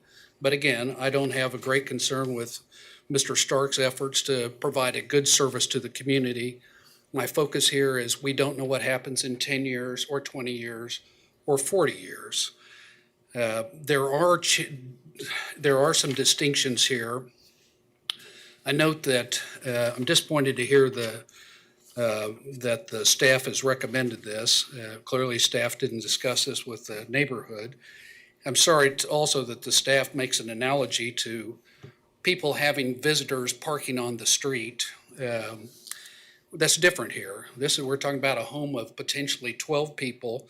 So you have family members for 12. You have physical therapists, occupational therapists, dentals, delivery people, hospice, musical volunteers, nurses, and family members for 12 people. To make an argument that this isn't going to increase the traffic or increase the number of vehicles on the street is ludicrous. Simply put, it does increase. Mr. Stark is a good neighbor, but he can't control what his employees do. He talked about a UPS truck with a loud muffler. I can tell him he had an employee that drove a gold 300 Chrysler for a number of years with a bad muffler, who would drive up the street at 40 miles an hour, drop somebody off, and drive back the other way. And that happened every day that employee was being dropped off. By the same token, he can't control what his employees do. The issue here, again, is looking to the future. We have a street that's 4 blocks long with 32 houses. Mr. Stark now has 2 of them. And again, those are commercial entities in a residential neighborhood. Today, as he said, he can sell one of his houses if he doesn't use it or if he doesn't like it. Add another 1,800 square feet here. You can't sell that house again. It doesn't fit within the neighborhood. And if his intention is to spend $350,000, then find another house. But again, we're opposed to the conditional use permit changing the neighborhood forever. And that's what a conditional use does. And as I understood from listening to the commissioners and staff, no one here knows what kind of facility may be there in the future. Is it a foster care? Oh, sorry, give me another minute if you would. Okay, I'll give you 1 more minute. All right, that's all I need. Again, my emphasis here is what happens in the future. And I think that if you allow this, that permanently alters the character of our neighborhood. It's a small neighborhood. It's been there for 75 years. I've lived there for more than 30 years. I've been there longer than Mr. Stark's commercial entities. It's clear that he provides a good service for a certain segment of the community. I don't have a problem with that. I do have a problem with him increasing his presence in this facility on a permanent basis when we don't know what's going to happen to that property in 10 years or 15 years or 20 years. So I'd ask that you oppose this or deny the request. Next person to speak, Please limit your comments to new items that haven't already been covered. Yes, sir. Name and address, please. My legal name is John Mitchell Crouch Jr. Everybody calls me Mitch Crouch. I live at 6312 East English. I had prior lived on Courtly, so I've lived in the neighborhood for over 30 years. I'm not going to go over what Mr. Townsley talked about, but my concerns are exactly what he talks about. I've been in residential lending for over 40 years, 1 to 4 family residential lending. One of the things about this neighborhood is it's a single family residential. There's not even a duplex. There's no multifamily housing in this area. It is all single family. The one thing about the concerns about traffic happen to be is there are no sidewalks in our area. There are a lot of people that walk the areas. And as if you saw the pictures that were shown, there are no cars on the streets. It doesn't matter what time of the day that you're here, there are no cars on the streets, so we can walk. If there are cars on the streets, it is a hazard for us to walk around the cars. And today I drove my neighborhood, and the only cars that were on the streets are in front of the comfort homes. And today, I think Mr. Stark does a great job of keeping up the properties. But having more people there is not what our neighborhood wants. I'm sorry, you probably don't have a chance to interview the people. If we have to, we will go to every one of our neighborhood people and make sure that you hear exactly what we feel about having more people living in the neighborhood that is not designed for that. So thank you so much for your time. And our recommendation is that it is turned down. The current use that is being used for is fine, but no more, no more. Thank you so much. Please deny. Thank you, sir. Is there anyone else that would like to speak on this case from the public? Please state your name and address. You have 3 minutes, and please confine your comments to items that have not been discussed. Good afternoon. I'm Diane Baring. I live at 421 Morningside, which is right next door. I won't reiterate what I've already said in the letter that you have in your packet. So what I'm going to say is kind of jumping around, but just piggybacking on points that have already been brought up. The picture that was shown of all the cars in front, I took that picture. And as Doug said, and as I said in my email that was with that, that is not an everyday occurrence, but it is not unusual. It happens quite frequently. And I want to pass out to you. There's 3 sets of pictures here. Just take a set and pass it on, please. First picture is a picture of the block directly to the south of us. This is Peachtree. I don't know if you can see it, but if anybody wants to come look. The condition of the street is what I'm wanting you to look at. The second picture is the block directly north of us. Again, I want you to look at the condition of the street. And the third is Morningside. And you can see that it's in bad need of repair. As far as the number of cars out front and the picture that I took, Doug said that that was a holiday party. I couldn't remember. I pulled out my phone and it was taken on December 29th at 4:03 in the afternoon. So not sure if that was considered, certainly not Christmas party. I wouldn't think it'd be New Year's, so I'll let you decide on that. As I said in the letter, and for those who haven't read my letter, when my husband needed care, I moved him in. Comfort Care is great neighbors. Doug and Casey are great to work with. I moved him in there because it is a residential setting. It's a home setting.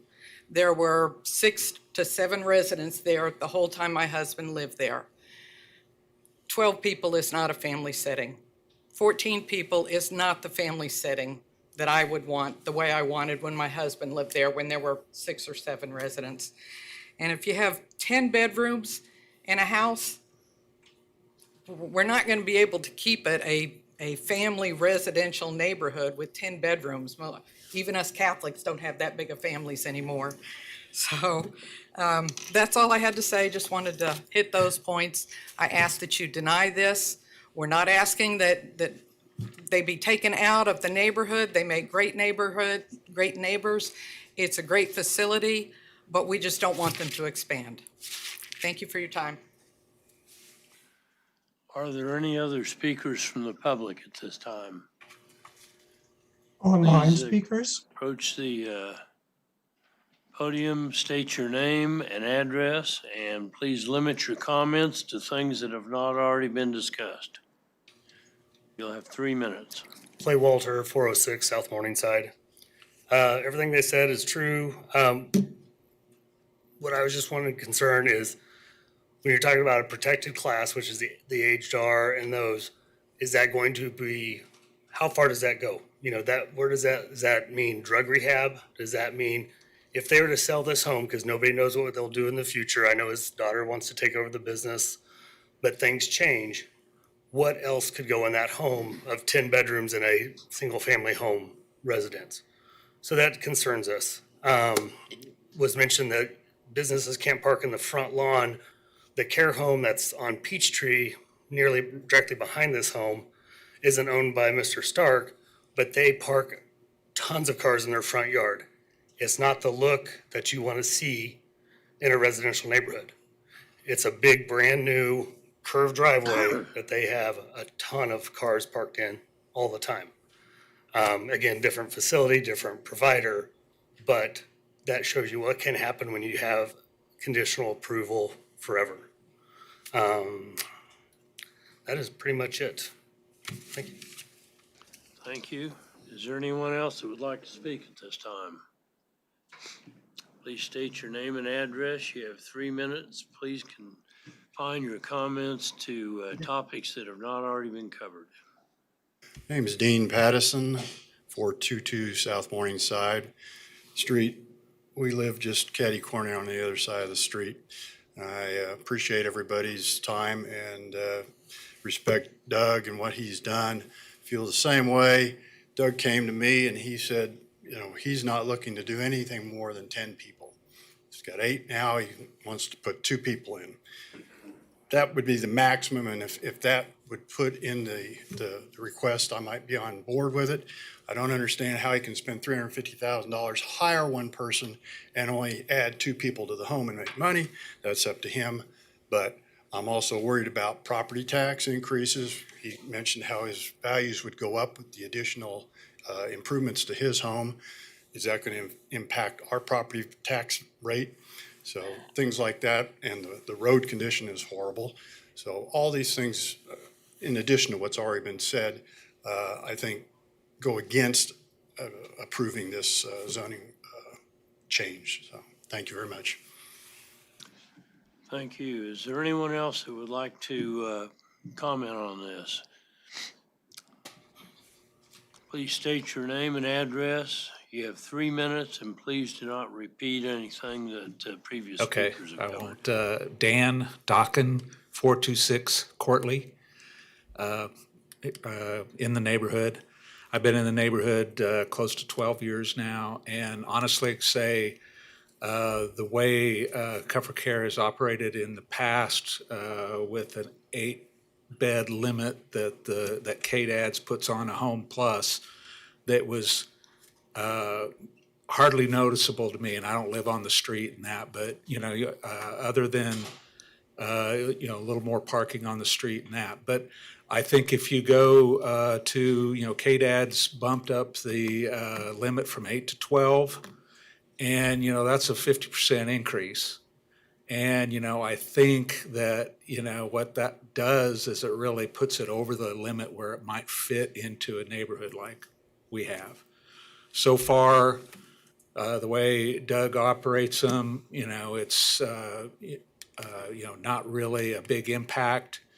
but the addition of more people there, definitely will increase parking on the street, I believe. I mean, I've been an architect that's done memory care buildings for 35 years. And it's, one thing I know about this type of resident, typically family members are a big part of giving care. They don't just say, care for them at home till they can't anymore and then say, okay, you're in this home, see you later. It's usually like, you're going to that house and giving care to your parents. And so there is an increased number of cars that will be in that area. And it's, the other quick thing is, just this, it seems like there's a lot of conditional uses being granted in our neighborhood, in that northeast quadrant of our neighborhood. The classical school has bought 3 houses that they're putting, big classrooms in their backyard. They're getting ready to do a metal building addition in the backyard of one of theirs.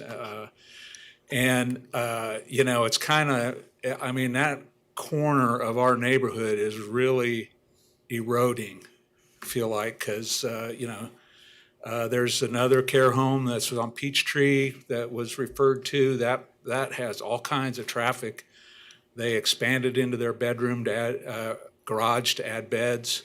So it's kind of a similar thing. Hey, you get, as many beds as the state allows you to have so you can increase your profitability, but it does definitely have an impact. They don't allow them to turn those. Excuse me? Oh, I'm sorry.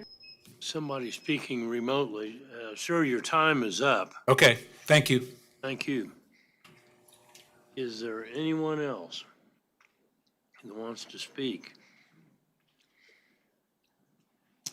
And again, I'd like to remind you, we want to give everybody a chance to speak, but please limit your comments to material that has not already been covered.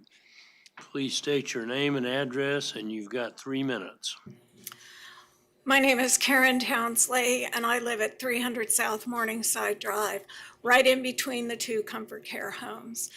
And I just want you all to know that we are opposed to this addition onto this home.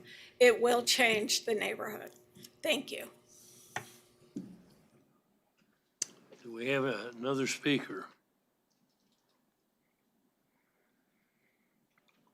Please state your name and address, and you have 3 minutes. My name is Jody Burt, and I live at 232 South Morningside, and I have been there for 22 years, and I live catty-cornered to the other one just down the road, and the traffic is much worse than he lets on it to be. Our group, I believe, possibly are the older ones, so we have ambulances that come by and end up, scaring us, not knowing what's going on across the street on a more than regular basis, just because we've been there so long. I have raised 4 children, 6 total in that neighborhood, and the fact that the kids, I've had people pulling in my driveway when my kids are out in my driveway on their tricycles. So they're constantly in my driveway, flashing the light. My husband is bedridden, he has congestive heart failure. And so we're seeing flashes of light through our front window because we sleep in the front living room. And so it's a constant thing. This is not okay. This is not a normal to constantly having people turning around and driving into our driveway. They can't go around the street. They have to come and pull in and pull out. So the mask, the rubber gloves, the trash that is left behind, my son alone has picked up 10. It's a constant thing that with more people comes more responsibility, and we have more things that we have to tend to and take care of because there are more people in that neighborhood besides the people who care about it and want to take care of it. So I ask that you not grant this. Do we have any other speakers from the public? State your name and address. You have 3 minutes. My name is Bob Love. I live at 131 South Morningside. I was born at 119 South Morningside, so I've lived there more or less for 50 years. I know Doug. I know that he's a good man, that he's trying to help families. Families are under duress right now. And it's not because of you and the Planning Commission. It's because of the system that we have that's operating. What I'm asking you, and I walk the block in front of the care homes twice a day, every day. What was said about trash is true. It always bothers me when I walk by and there's trash. The other thing I would say is you just can't tell who's in the neighborhood, who belongs there anymore and who doesn't. I had a guy parked on a big motorcycle in front of my house for 20 minutes the other day, and I didn't know what he was trying to do. And the motorcycle was going, and he was going to pick somebody up. And it just changes the whole shape of things. I think that Doug has done a great job of helping to accommodate people who have needs. But we also have other needs in the neighborhood. There are 2 young children on the block for the first time, remind me of my brother and myself, who are playing in the yard, playing in the street, riding their bikes up and down the streets. It's starting to be populated by children again. And it's really great to see. And I think that's something that nobody in the neighborhood would object to and that you should support. Let this be a place where kids can grow up, where families can grow old together. My heart goes out to people who cannot be with their family anymore. I think that what you're discussing today is part of a bigger homeless problem. It doesn't have to do with houses. It has to do with homes. And homes have to do with families, and you're here to support families. We need your support on this one. They can buy more houses. If he wants to spend $350,000, buy another house, put another person in it and 6 more people, and he'll have done his job. Thank you. Are there any more speakers?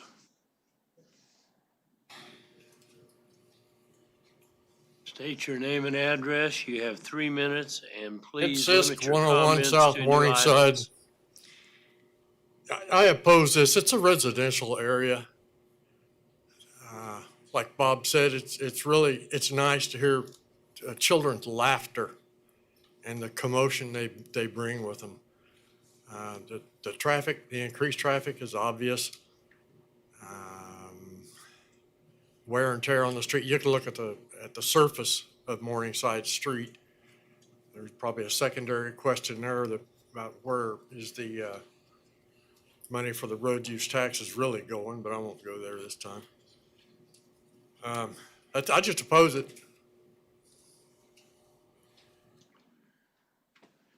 If there's any more speakers, again, we know people are here to oppose this, but please limit your comments to new facts for us to consider. State your name and address, and you have 3 minutes. My name is Carolyn Arnold. I live at 5 Peachtree Lane in Eastboro, and I'm actually speaking on behalf of some of the residents of Eastboro who also oppose this due to the increased traffic. It's already a difficult thing to get on to Woodlawn from Eastboro, and this would not improve matters at all. Thank you.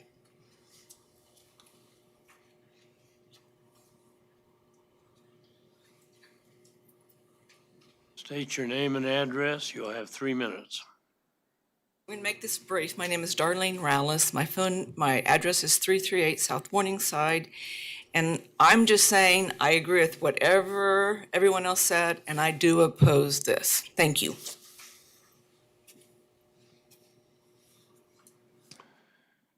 Is there anyone else who would like to speak? Okay. Is there anybody virtually that would like to make comments on this case? I would. Can you hear me? Yes, Go ahead. You My have name is 3 minutes. Doug. State your name and address. Thank you. Doug Oliver, 207 Courtly. I oppose this request. I agree with what everybody else has said. Just something to consider. There's an old adage that if you let a camel get its nose under the tent, it won't be very long before the whole camel is there. I think what we're seeing is a gradual erosion of the neighborhood. I haven't heard anybody say there's 3 of these homes. I guess 2 of them are owned by Doug and another one. This would have a big structure in the back. The one on a block over has paved the front yard and they have a big parking lot there now. Again, and I talked to the planning guy the other day, there's no rule or regulation that's going to limit your approval of conditional requests in the future. It's only, we have to count on your sensibilities and our oppositions. The school is already another one. 500 students come by car every day through the neighborhood. So we're seeing a huge erosion of the neighborhood. I oppose it, and I ask you to do the same. Thank you. Is there anyone else virtually that would like to speak on this issue? Is there anyone else that would like to speak on this case that's not here but is joining us virtually? Okay, if not, I will bring it back to the applicant or agent. Pardon? Right. That's what I'm saying. The applicant now has 3 minutes to discuss, to rebuttal the comments. Okay.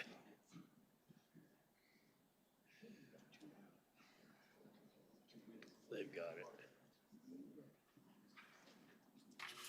it. Doug Stark again. With all due respect to everybody, I am very familiar with not in my backyard. That happens a lot of places, a lot of the time. The bottom line is we are an allowed use. I do appreciate, and I mean this from the bottom of my heart, I appreciate the comments that have been made about the way we do business. We try to be a first-class act, and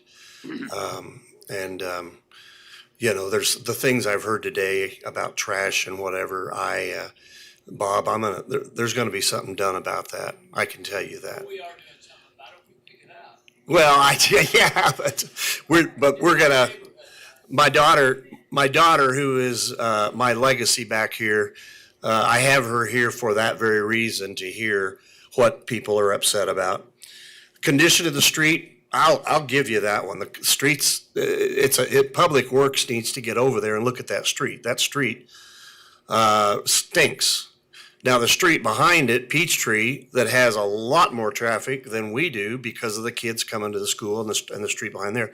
Those streets are both in much better condition than Morningside, and I don't know why that is. But comment was made about families providing care. Our families are rarely there providing care. They do visit.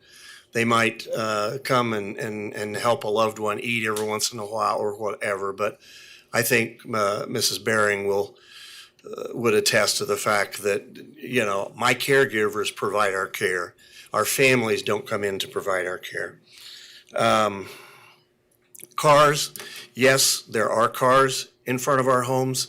There are cars up and down Morningside at other times. I'll definitely push back against that in front of other homes. I'm almost done. But even though, yes, there may be a nurse, there may be a home health, there may be a this and that, at any given point during the day, you're going to see 1, 2, maybe 3 cars in front of my home. You're not going to see 8 or 10 unless there is a special event of some type. So I appreciate it. I hope you guys will see it in our way that this is a good use. It is an approved use, and that $350 is going to go for a brand new up-to-date kitchen, for a dining room, a brand new dining room, and the bedrooms. So the house will the house will look much nicer inside than it does today. Thank you. Yes, Commissioner McKay. Sir, Doug, whatever your name is. Doug McKay. One of the people was commenting a while ago that you're gonna have 10 bedrooms. Can you tell me how many bedrooms you're gonna have in this facility totally? Well, today I have 6, and we're going to add 3 more. Thank you. Any other questions of the applicant? Yes, Mr. Nix. Doug, we know that 12 is the limit, but I thought I heard you say 10 or 11. Yeah, you know something? I agree that 12, I have 2 homes out west that are 12-person homes, but they're also 6,450 square feet. This building, to me, it would not be appropriate to put 12 people in this house. So that's why I'm saying my real goal is 10. I understand that's 2 more than 8, but it's not that 50% that was, 12, I'm allowed to go to 12. I don't plan to go to 12. So the $350,000 is not just the addition of bedrooms, which seemed a little outrageous to me, but. Oh, no. It's going to, we're going to do a complete redo of the interior of the house. Like I said, that house was built in 57. I don't know whether the kitchen's been updated or not, but we're going to put in a brand new, nice kitchen, nice, huh? And then landscape. My daughter actually is a landscape architect, so we're going to do a lot of landscaping as well. Yes, Mr. Did you say you currently have 6 bedrooms in this house? Mm-hmm. 5. Correct. I apologize. It's 5. Are there any other questions from the commission of the applicant? If not, we appreciate your comments and we'll bring it back to the commission. Any further discussion on this item? I'm sorry, the time's over for the public to speak, sir. I'm sorry. No, we're now bringing it back to the commission for discussion here, and then we'll take a vote on it. Yes, Mr. Warren.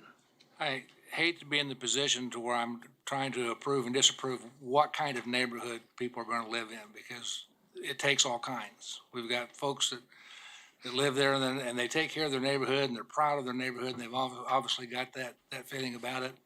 We've got a family that's taking care of our elderly and they're doing a fantastic job, and by every measure that I've heard today, that people appreciate that. And somehow that, another couple of people, 2, 3, 4 addition to that is going to throw the balance out. Yeah, I hate to be in the position to do that, but I just don't, I'm frustrated with that. With that, I'll make a motion to approve the request as presented. Second. Okay, it's been moved and seconded. Discussion? Chuck, I know that you had expressed some concerns earlier about whether this ends up being a residential home for elderly, or if in 10 years or so they sell and it becomes a home for, wayward kids. Is there any way that can be addressed, or is that still a concern of yours? That's no longer a concern. I didn't realize that this operation had been in the same location, and so it's a different thought. Is there any other discussion on the motion? We have a motion on the floor. I think I'd like to call for a roll call vote on this, please. Yes, sir. Motion to approve. Dool? Yes. McKay? Yes. Green? Aye. Bill Johnson? Aye. Josh Blick? Josh Blick is absent. Okay. Nix, Aye. Foster. Aye. Warren, Aye. Joe Johnson, Aye. Miles, Aye. Hartman, Aye. Cunningham, Yes. Williams Bay. Sorry, I showed 12. Oh. Okay, thank you, everybody, for your input on this case. We will now dismiss the MAPC meeting and move to a Board of Zoning Appeals case, which is related to this. Yes, sir. So I believe it's recess to go to the BZA.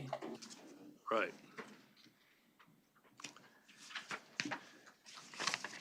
So, BZA agenda, we are now going to ask for a motion to approve the minutes. You should all have those. Move that we approve the minutes from the October 20th BZA meeting. Second. All those in favor say aye. Aye. Aye. Opposed, the same sign. Motion carries. Okay, we have one case to consider in the BZA. It is 00057. It's a variance request in the city to reduce parking minimum from 10 to 2 spaces generally located on the southwest corner of Morningside and South Woodlawn, which is the case that we just heard. This is Philip Zeverberg with the Planning Department. For the record, I'll be very brief in my presentation as we've discussed many of the details of this case already. This is BZA 2257 for a parking reduction from 10 spaces down to 2 spaces for the property located at 411 South Morningside. This is related to the previous conditional use case for a group residence limited. As mentioned before, the parking requirement for group residence limited is 1 per bedroom. So if the facility grows to a 10-bedroom facility, it would require 10 off-street parking spaces. The applicant is requesting that the off-street parking requirement be reduced to 2 based on the matter that the residents within that facility do not drive based on age or disability.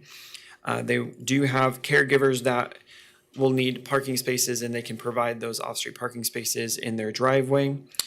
I won't go through all the criteria. It is in your staff report, but it just hinges on that. They want to retain the character of the neighborhood and not want to pave large portions of their lot in order to provide this parking requirement that would largely go unused by the residents. It could potentially be used by potential visitors, but they do not want to have to pave large portions of their property in order to provide that parking area, and again, to retain the character of the neighborhood. Again, I'll be brief. We've already seen all the same photos and maps and site plans, and so with that, I will stand for any questions. Are there any questions of the speaker?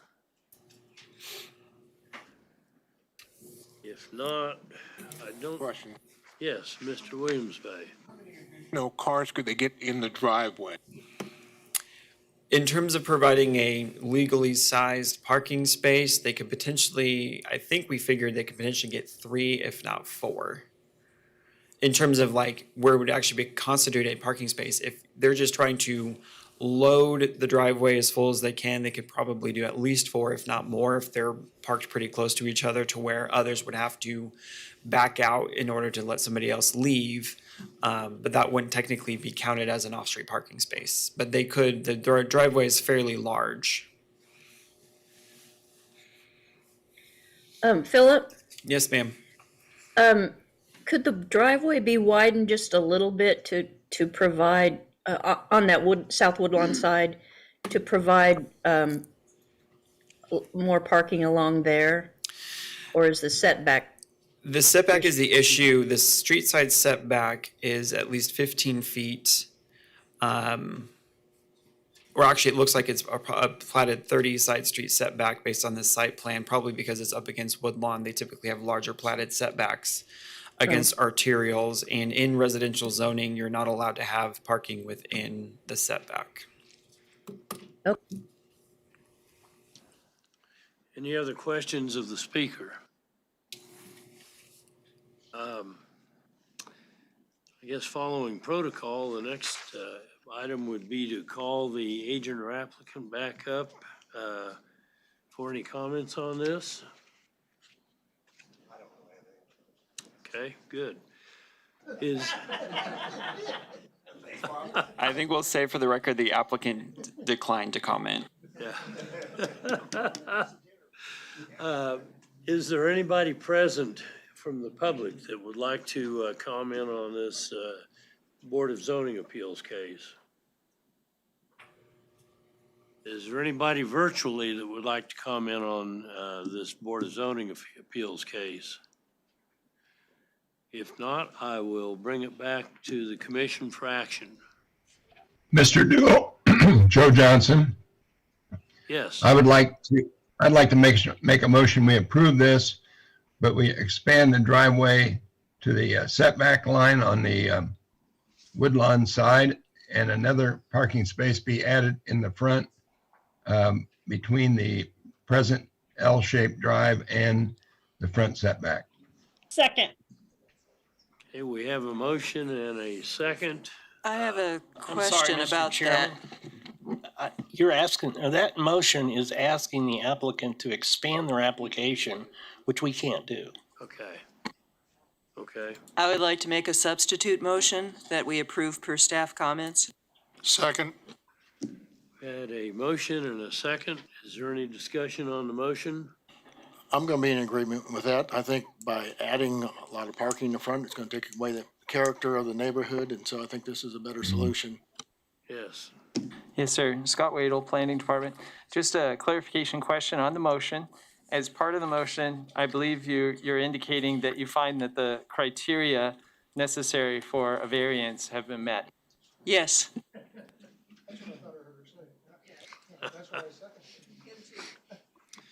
Okay, are there any other questions or discussion on the motion? If not, all in favor signify by saying aye. Aye. Opposed, the same sign. Motion carries. We will now dismiss the BZA meeting and go back to the MAPC.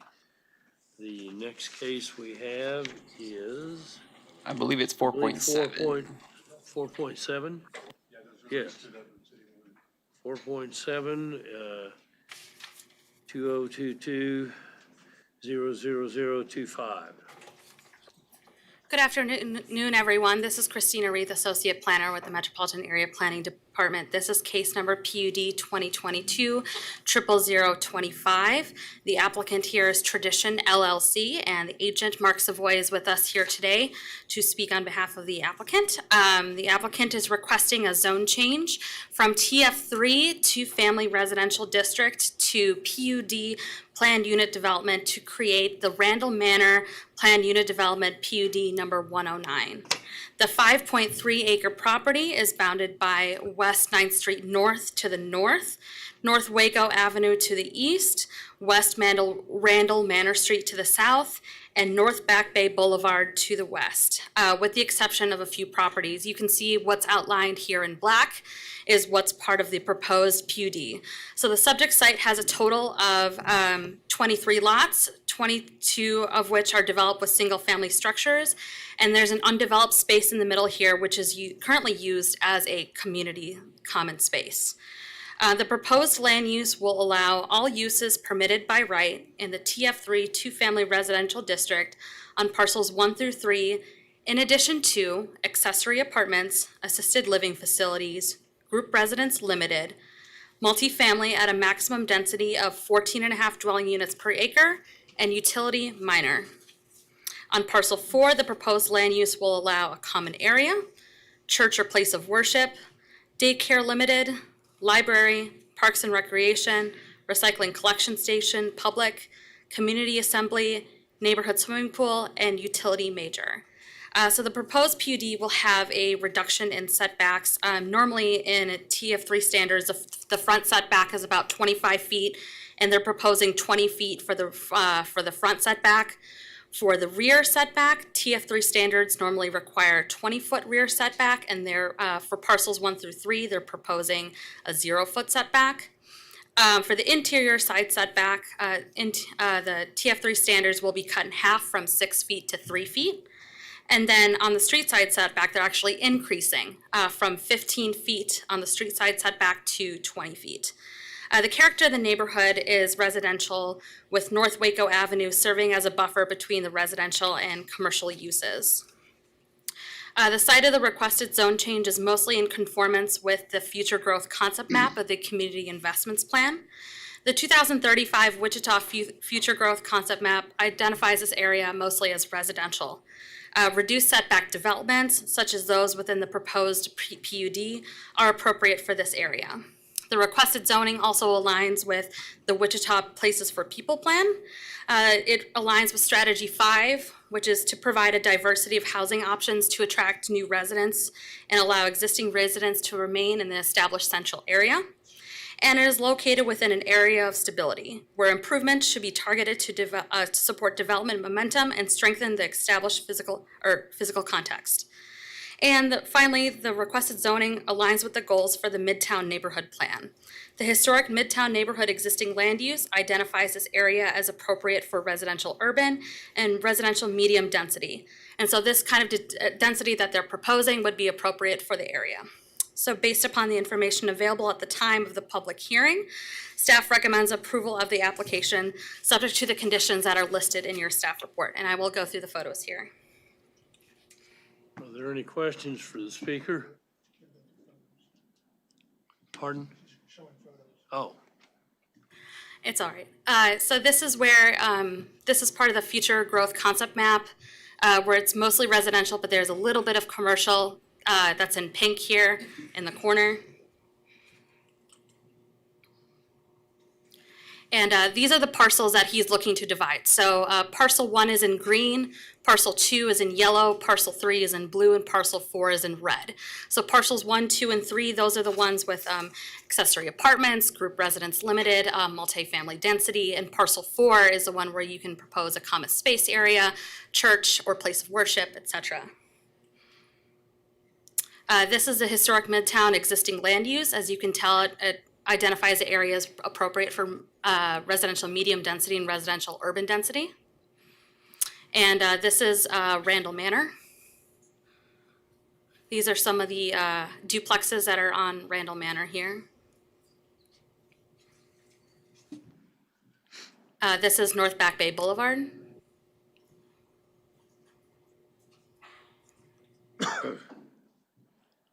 And then finally, we have the property as on West 9th Street North, which are, you can tell they're part of the property because there's wooden fences in the front. And with that, I will stand for questions. Yes. Do these units have garages? Where do they park?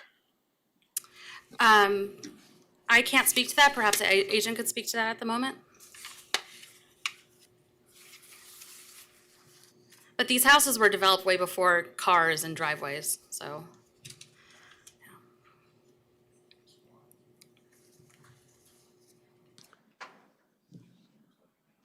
I did receive some comments from the public. They were mostly just wondering what the PUD was proposing, and so I explained it to them in depth. They weren't necessarily in support or opposition of this PUD. And it goes to DAB 6 on February 13th.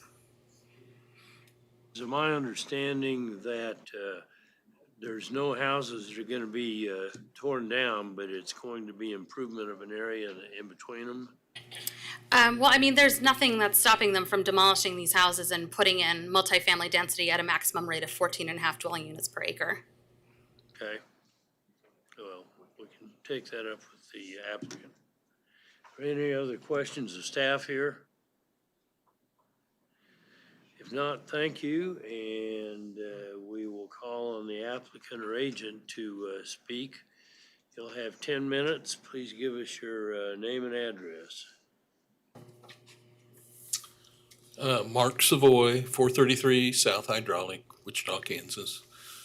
Agent for the applicant, and the applicant is here. Basically, not planning any real changes at all to what's there today.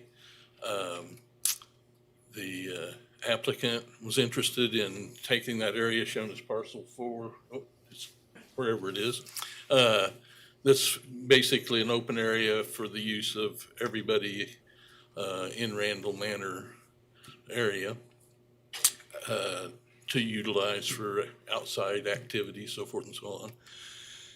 And they were interested in building a swimming pool. But to get a permit to build a swimming pool, they'd have to go through the plating process. And we got with the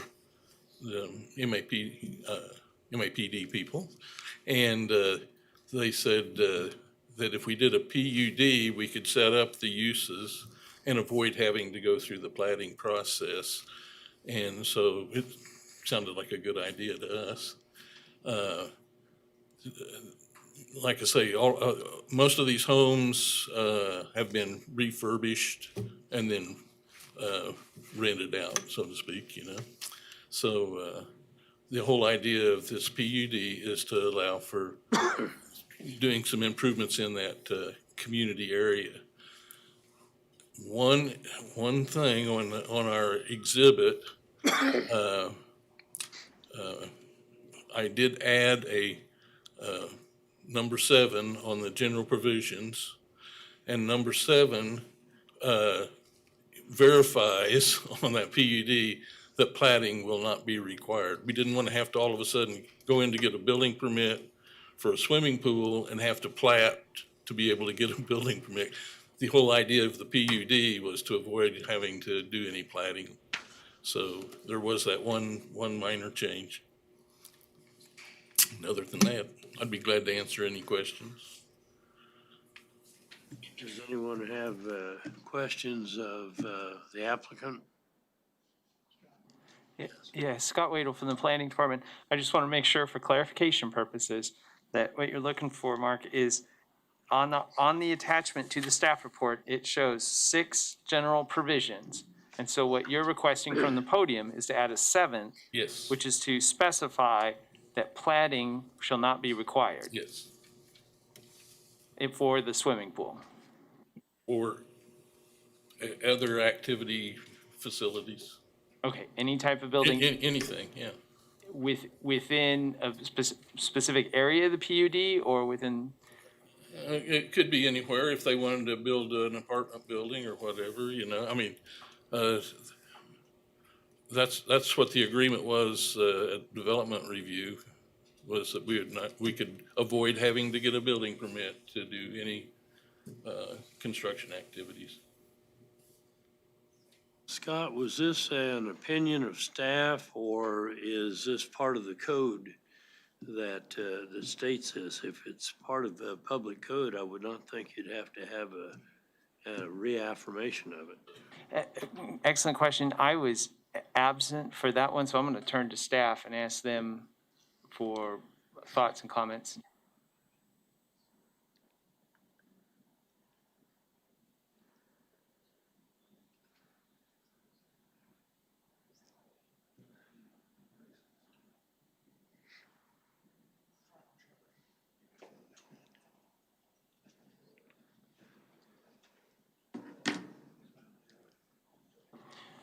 Mr. Chairman, if the question is, can a PUD eliminate plating if otherwise required?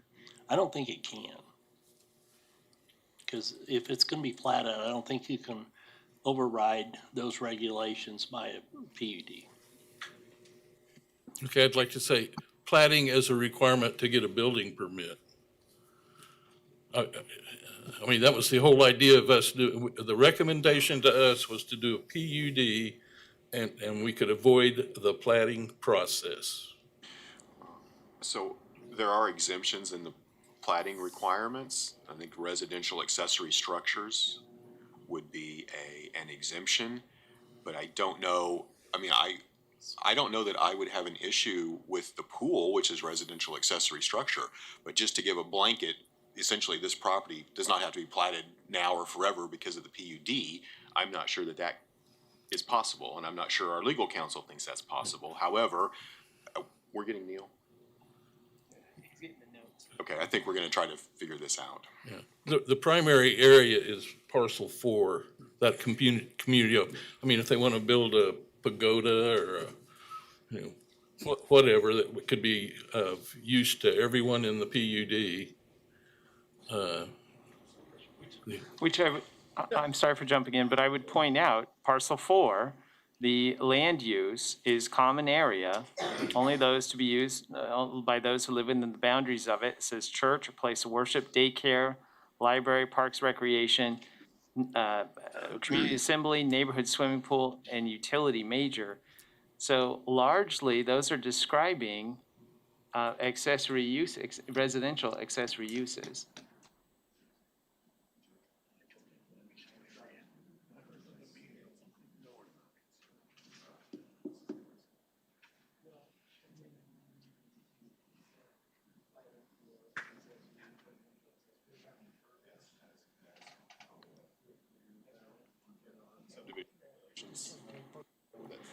Okay, I think that the detail that may be lacking here is that if the language was amended to specify that an exemption from platting for residential accessory structures per the zoning code, per the subdivision regulation, sorry, it would just reinforce, if the PUD could be modified to include that language, it would simply reinforce the language that's already in the subdivision regulations. And I believe that would accomplish what you're looking for, which is to exempt to not have to plat in order to be able to put in a swimming pool or other accessory amenities for the residents. Does that get you where you need to be? I think that's what we're looking for, yes. Thank you. Could you explain that in a way that we would? Any other questions motion? of the applicant? So would we have to add item 7, Scott? I mean, we can do it in the motion, Right. Okay, if there's no more questions of the applicant, is there anybody from the public here that wants to speak on this case?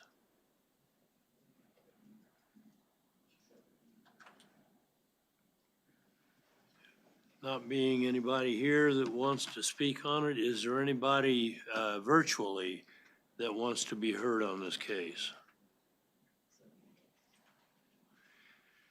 If not, I will bring it back. We don't need to have the applicant rebuttal because there is no rebuttal. So we will bring it back to the commission for discussion and a motion.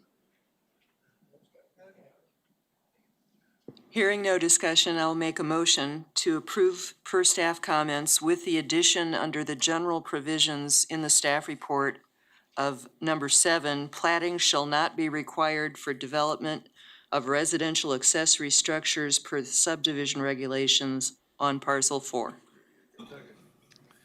We have a motion and a second. Is there any further discussion? No further discussion. All those in favor of the motion signify by saying aye. Aye. Aye. Opposed, the same sign. Motion carries. That's good. And Cunningham abstains, don't forget. Okay, so we approve 4.7. The next case is 4.9.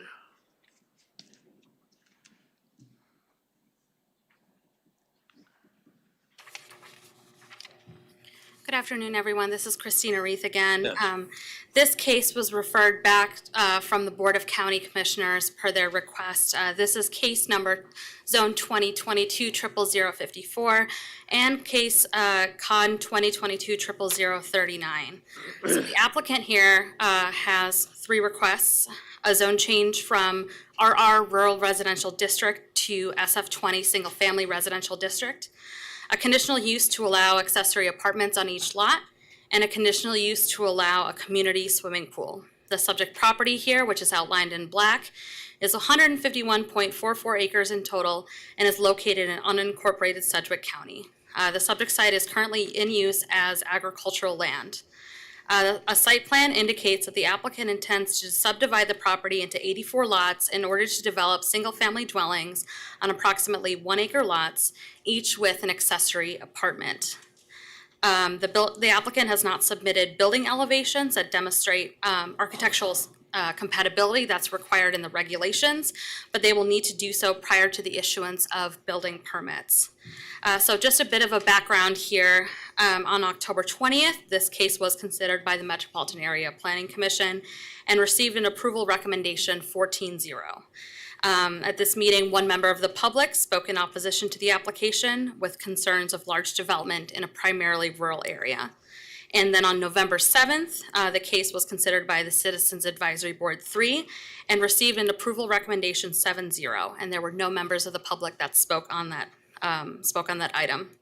So then on December 7th, that's when we had the Board of County Commissioners considering the case. And they voted 3-2 to bring it back to the MAPC to consider the following items, which I'll explain later in this report. If a precedent is being set for this density of development in unincorporated county, fire protection, on-site septic systems related to development of accessory apartments, and considering the JAC's request to deny the zone change and conditional use application for their property. So if we go back to November 18th, after the MAPC meeting, but before the Board of County Commissioners meeting, one of the two applicants requested to withdraw their names from the application. If they had formally withdrawn their names from the application, the entire application would be withdrawn and the remaining applicant would have to wait 1 year to reapply for that zone change. So for this reason, staff is recommending approval on the zone change and conditional use only for the property owned by TCRS LLC, and we're recommending denial on the zone change and conditional use for the property owned by the JACs. So planning staff reached out to Sedgwick County Fire District 1 for comment regarding the impact of fire response for a development of this size with possible second dwellings on the site. And we have someone here from fire today who is able to answer questions that you may have regarding that matter. The development would have no fire hydrants, and Sedgwick County Fire would be required to supply their own water on site. The Sedgwick County Fire District 1 indicated that because of the minimum 1 acre lot size providing separation between the structures, responding to a fire in this development will not present any different challenges than responding to any structure fire anywhere else in unincorporated Sedgwick County. Additionally, we got some comment from the Metropolitan Area Building and Construction Department, and they prepared a written statement that's in your report regarding the wastewater management in the county. They concluded that the proposed development will not overwhelm the on-site wastewater system since it is akin to adding an extra bedroom to a house. If we look at some of the developments that are around the area, if we look at the bottom of this zoning map here, within 1/4 mile south of the subject site on the east side of North 167th Street West, there is a subdivision with 34 SF20 single-family residential lots that are 1.16 acres in size. So the zone change from RR to SF20 is not new to the area. Let's see here. Planning staff did a review of previous applications within unincorporated Sedgwick County, and that included the development of accessory apartments. So another background here, in February of last year, we approved a zone change and conditional use for accessory apartments on the west side of North 127th Street East and 1/2 mile north of East 29th Street North. And this parcel is 40 acres in size and is planned to develop 10 lots. We concluded that a development of this size and scale in the county of 84 lots with the opportunity for an accessory apartment on each lot would be the first of its kind in the county and possibly the state. And so as I mentioned previously in the last meeting that we had this on, the zone change and conditional use requests are in conformance with the community investments plan.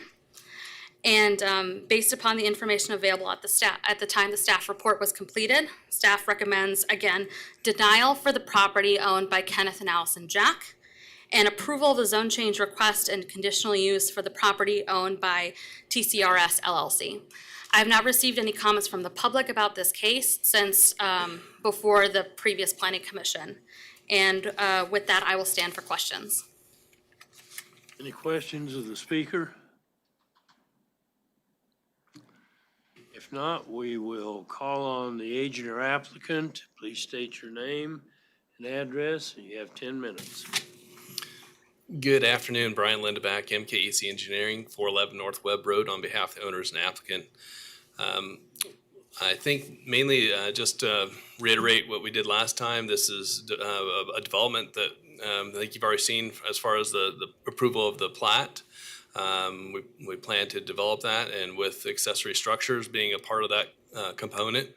And we've noticed in the country that a lot of houses that will have a large garage or possibly a pool house, they would like to have maybe a dwelling there for a family member. So this is a component that we've built into the for accessory structures into this zoning application. And I think the material explains it well enough that the adjacent owner decided not to be a part of this case anymore. I think partly as a result of the platting actions of making the connection to the road, but that was what he desired to do, is to not become an applicant anymore. So that's, in short, what I have, and I'll stand for any questions. Have any questions for the speaker from the commission? Yes. Mr. Lindeback, it's still on our application, says the owners are, and you say one of those two have dropped out? Yeah, they've dropped out, and Which it one further. has dropped out? Pardon me. Allison's. If you see on this parcel right here on the screen, that owner dropped out, and it's listed in the staff report that they've requested to be not part of the case. I think maybe just because the original case had them as part of that, that's why it's included. And looks like Scott has something to say about that. The only reason I asked the question is to clarify it publicly. Okay, certainly. I think, actually, if I could, a clarification on this is that they are still participants in the application, but they are requesting that it be denied for their property. They are continuing to move forward as an applicant, because if they were to withdraw, then the case would no longer be applicable. They'd have to start over. So they have elected to continue as applicants, but are requesting that the zone change be denied for their property in the corner. So what are they applicants for if they want to be excluded from any of the action in this case? So they were an original applicant. There was two applicants. There are two applicants on this case. They were one of them. They are a separate property owner. Right. They were going to be included. The zone change, the conditional use applications would have applied to their property as well. Through the process, they decided they didn't want the zone change or the conditional use to apply to their property. If they would have withdrawn their name from the application, this whole process would have had to start over because of the change to the application. They are still an applicant. This is why the recommendation is to deny the application for their property in an acknowledgement that they don't want it to apply to their property anymore. And that is as opposed to them withdrawing and forcing TCRH to have to start over. Understand, thank you. I've got a question. Philip, why were they on the application in the first place? I'll defer to Mr. Lindeback on that. Yeah, they were cooperating, and they, I think the developer and the owner next door were cooperating on some things, and I think just generally they didn't like the action of having the street go through their front yard, and that, when that happened, they didn't want to be a part of this development in any shape or form, and so we were trying to set it up so that, in the future, if they wanted to subdivide their property, it would be ready to go. And that kind of fell apart with some of that action with the street coming through there. So is the street going to go through there or not? Yes, it is. That's part of the subdivision and platting, that we've made the connection on our side of the property. They'll certainly have to fully develop it with a proper street. They'll have to dedicate these owners here that are dropping out, effectively, would have to dedicate that at such time that it's called upon. So staff, are we going to need two motions? We are in agreement with staff comments. Staff has an overall recommendation that includes denial of the one and approval of the other. Okay, is there anybody present that would like to speak on this case from the public? Is there anybody virtually that would like to speak on this case from the public? If not, I'll bring it back to the commission. Mr. Chairman, I move that we approve the recommendation presented to us by the staff. Second. It's been moved and seconded that we approve the case as presented. All in favor, say aye. Aye. Aye. Opposed, the same sign. Motion carries. Okay, moving along. The next case is 4.9. No, we just did 4.9. The next case is 410.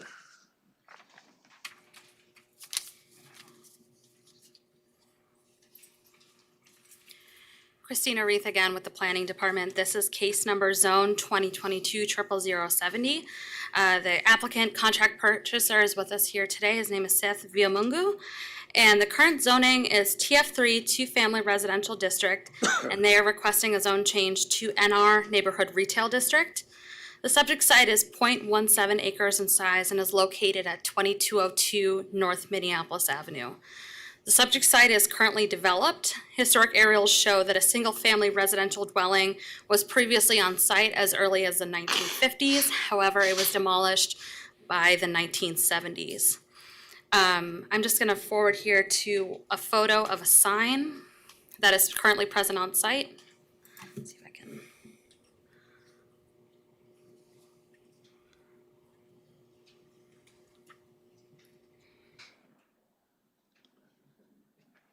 Oop. Oh, there we go. So the subject site currently has a monument sign that reads Northeast Millaire.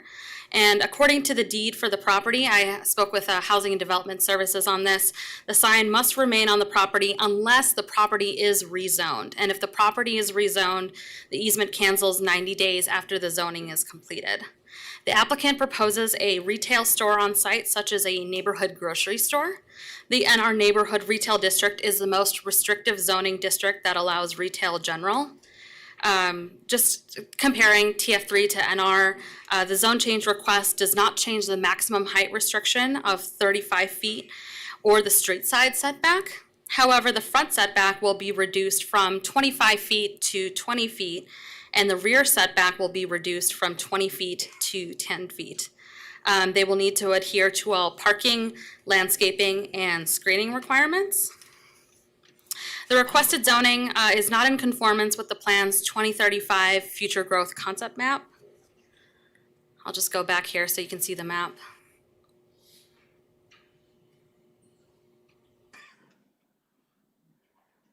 Here we go. I skip one.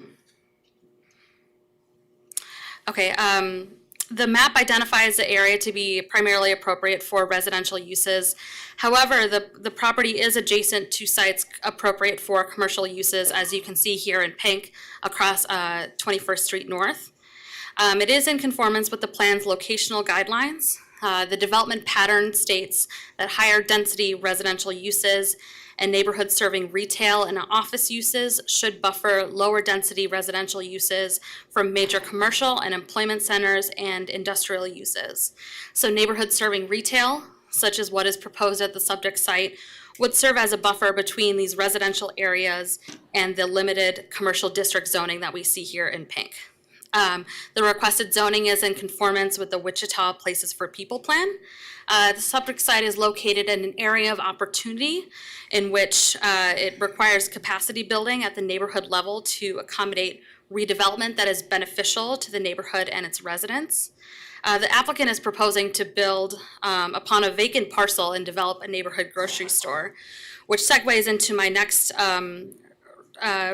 segment on the revitalization plan. So the requested zoning is in conformance with the 21st Street North Corridor Revitalization Plan's recommendation. The plan indicates the need for neighborhood retail in what this is called the East Sub-Area Market. However, the requested zone change is not in conformance with the preferred land use plan or the preferred illustrative plan.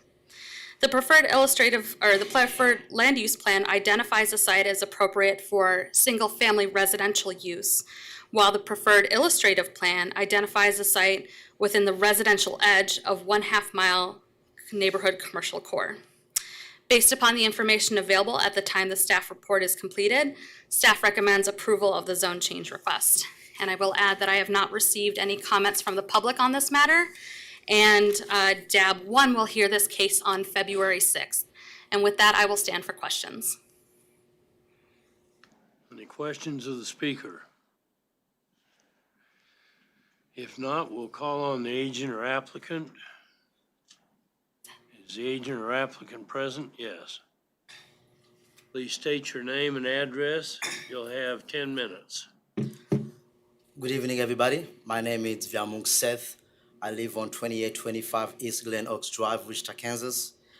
My wife and I own a small business here in the city, retail and a driving school. We are planning to add this a retail store, grocery store to this neighborhood to actually give access to the neighborhood, food and other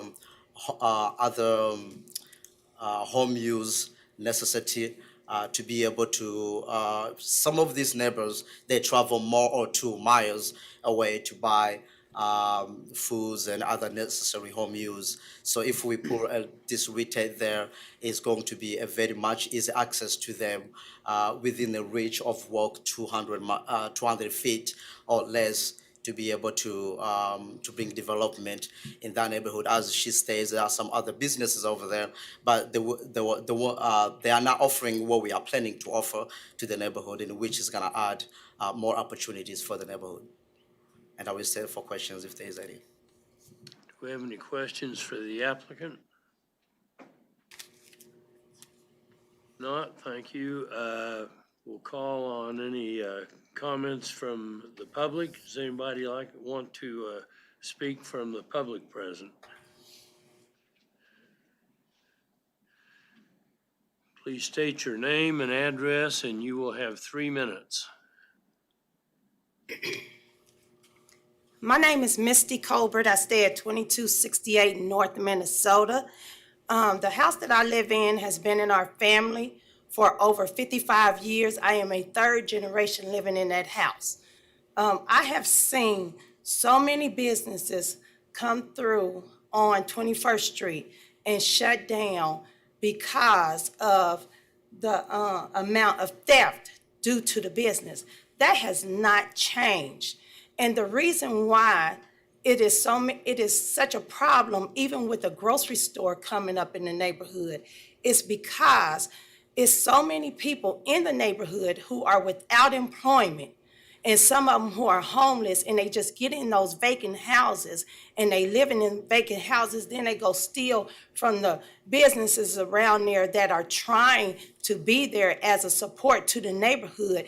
And I am not for rezoning that, because that needs to stay a residential area. The residential area needs to be taken care of so that businesses will last. Until you can get businesses to actually last and get the homeless and the people who are causing theft to the homeowners and the businesses around there under control, nothing is going to change. There's no reason to zone that. For one more business, you're going to change the zone, then one more business is going to come in and be ran out of the neighborhood. That's just the way it goes. Because and then the city has 4 blocks, three whole blocks of houses that are vacant and boarded up. And it's been that way for years. And until this, it's boarded up houses all through the neighborhood.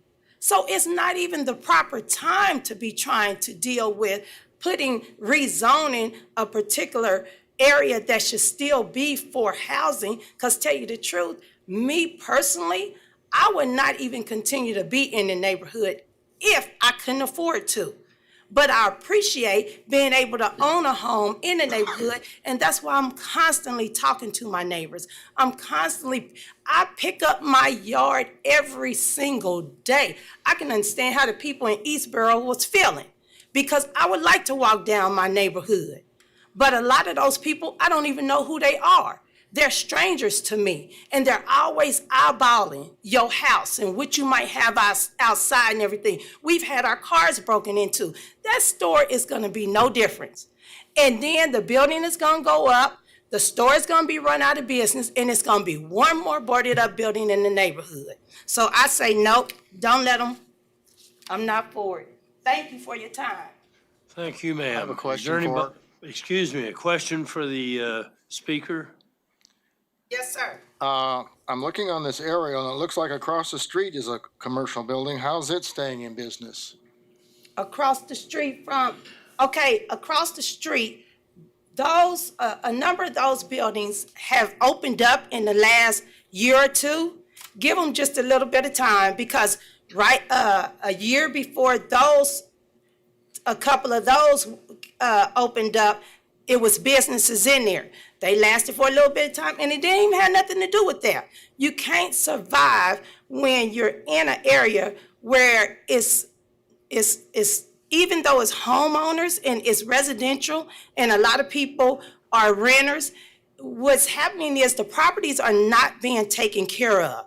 It's too many boarded up places and everything. And so those businesses cannot be supported the way they need to be supported.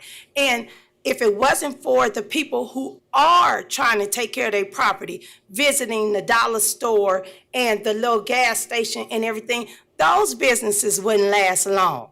It's just a constant cycle. And those businesses, a number of them haven't been there but a couple of years. The other business is more like a place for, I don't want to say religion, but it's some kind of place like that on the end. And then the other place, he's been in business for probably as long as I've been living, and everybody supports him still, so that's a good thing. But he's one of the only businesses who have actually lasted in that neighborhood. And he's on the corner of that little strip. It's P&P Seed. Thank you. Uh-huh. Are there any other speakers from the public at this time? Please state your name and address, and you'll have 3 minutes. Giselle Thomas, 2268 North Minnesota. I have lived there for about 5 years now, and what she said is true. And unfortunately, it's true. And so my thing is, I would have to say no to approving this as well, because not only of the concerns that Miss Misty brought up, but also because of the streets. There's going to be more traffic, and the streets over there always have potholes, and it takes forever for the potholes to be filled, and they refill them and refill them and refill them instead of actually repaving the whole street. And then I also have a concern when it comes to how long the community would have to move the Miller sign, and the city agreeing to put the Miller sign on city property so it does not have to continue to be moved when it comes to rezoning. And also, when the business doesn't last, if it doesn't last, we will hope that it does, since it is a grocery store. But if it doesn't last, then that gives opportunity for another business to come in and take advantage of our community time and time again. It happens, just like the Dollar General that is in our community, and they are understaffed. Their staff don't feel safe because of all of the robberies that happen. And then on top of that, when you drive up to just park, there's trash everywhere. There's trash all over the community, and then they don't have enough staff to go out and clean it up. I've even been told that the staff that is there, when they get sick of it, they pull their money together and pay someone to pick it up. And so I just unfortunately don't have any confidence in a new business coming in and not doing any better than that. Especially when they're such a big business and they can't even stay properly staffed.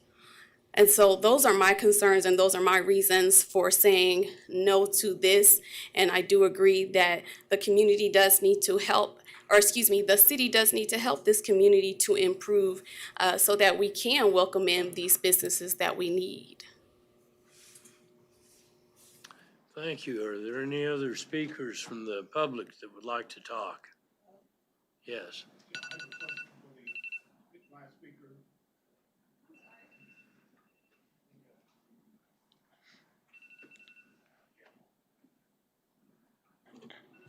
Is the commercial structure across the street, is that fully occupied, or do you know? It is not fully occupied. I think there's one area that's not occupied right now.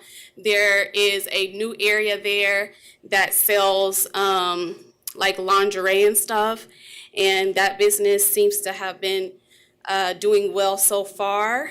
He opened up another business right next to it. Actually, I'm not sure if that business is open quite yet.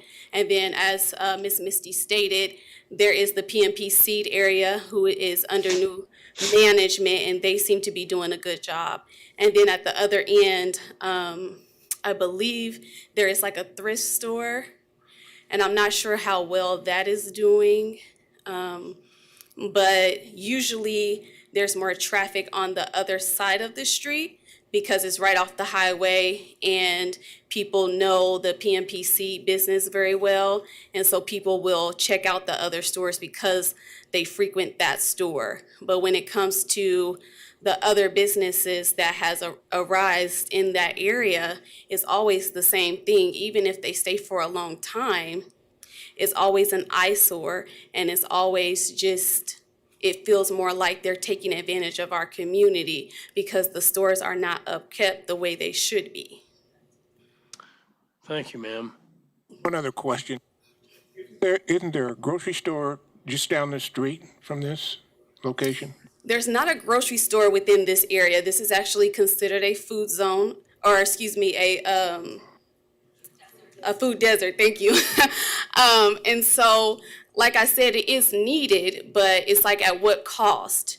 And so, like Miss Misty said, up the street there is the dollar store, and there's actually 2 dollar stores within our area.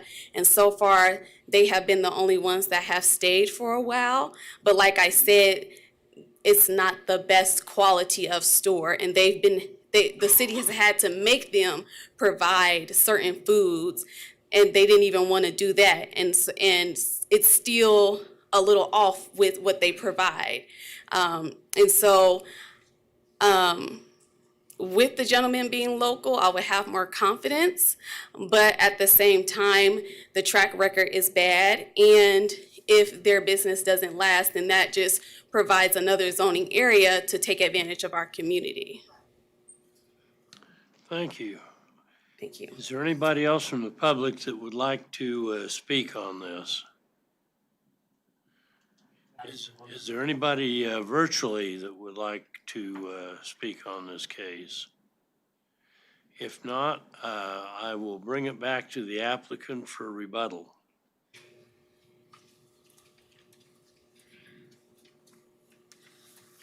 Seth again here, and I do thank you guys for your comments sincerely.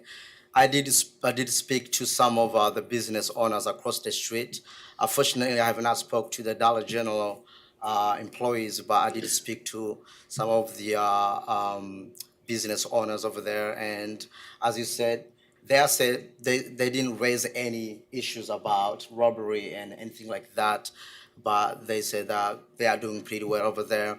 And rest assured, I am also a pastor with the Southern Baptist Convention. And as you brought this to me now with the neighborhood and being in that situation, I and other pastors in the Southern Baptist Convention have helped so many neighborhoods to better their livelihood and everything.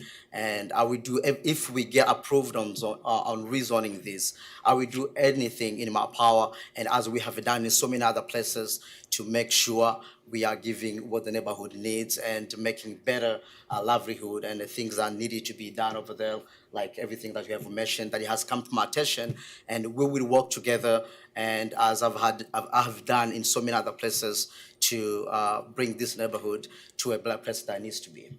Thank you.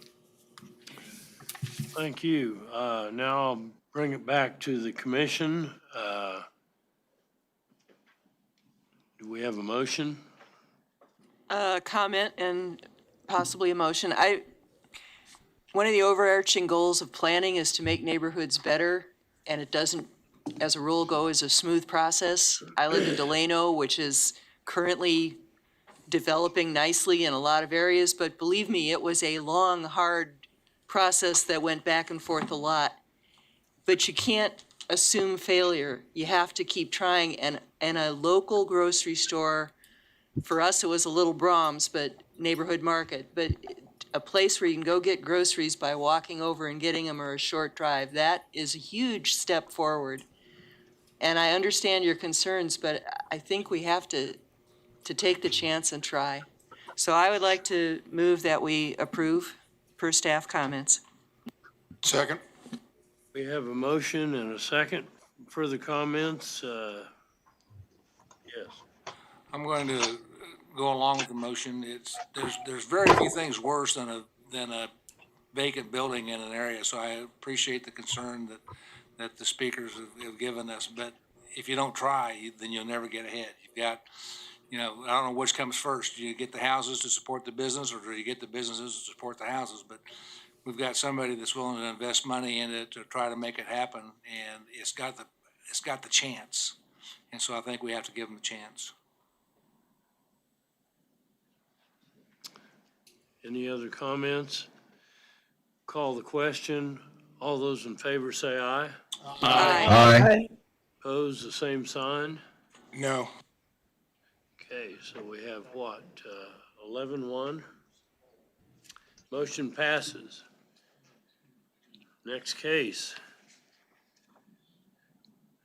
is zoning 00071.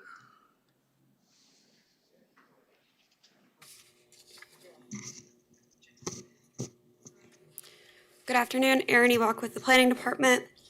Zone 2022 00071 is a zone change request from SF5 Single Family Residential District to Office Warehouse District on a property that is 3/4 of an acre in size, generally located on the northwest corner of North Arkansas Avenue and West 38th Street North. The property is currently developed with a vacant single-family home structure and a 2,500 square foot garage. Should the request be approved, the applicant intends to operate a roofing business on the site, consistent with the Unified Zoning Code's definition of warehousing. The Office Warehouse District is primarily intended to accommodate office and warehousing activities for generally building trades and similar businesses. The subject site, as you can see on the zoning map here, abuts properties all zoned SF5 Single Family Residential District and developed with single family residences. There's a property here, it's kind of triangle shape, that is approximately 220 foot north of the subject site, and it is currently a non-conforming property developed with an AT&T warehousing facility, and I will get to a photo of that site in a moment. But the site is surrounded by SF5 single family residential zoning and uses. There is a commercial use to the north there. Staff finds that the requested zone change is in partial conformance with the community investments plan.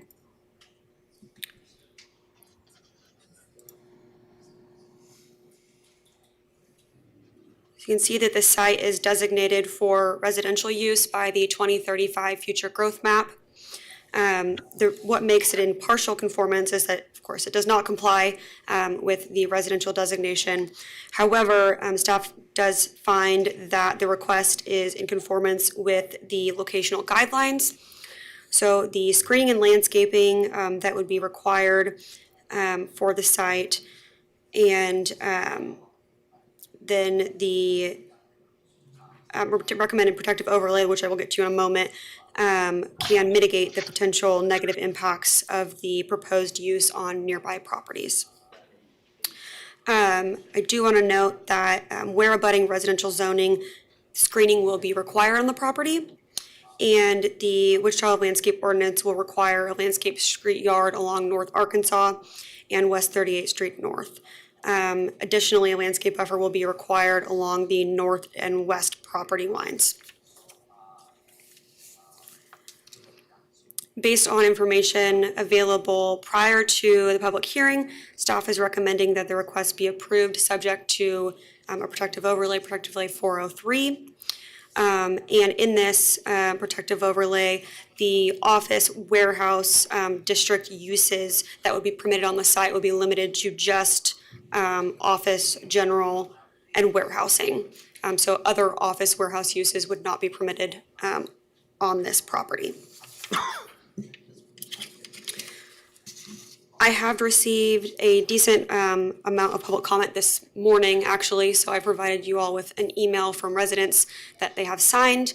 And then I think there are a few members of the public that would like to speak. I will let them address some of their concerns.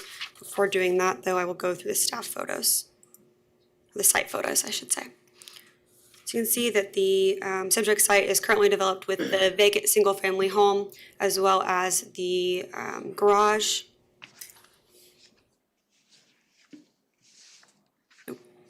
Went too far.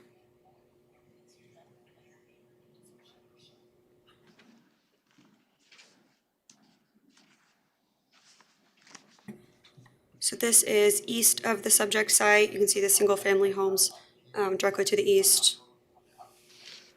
South of the subject site. West of the site.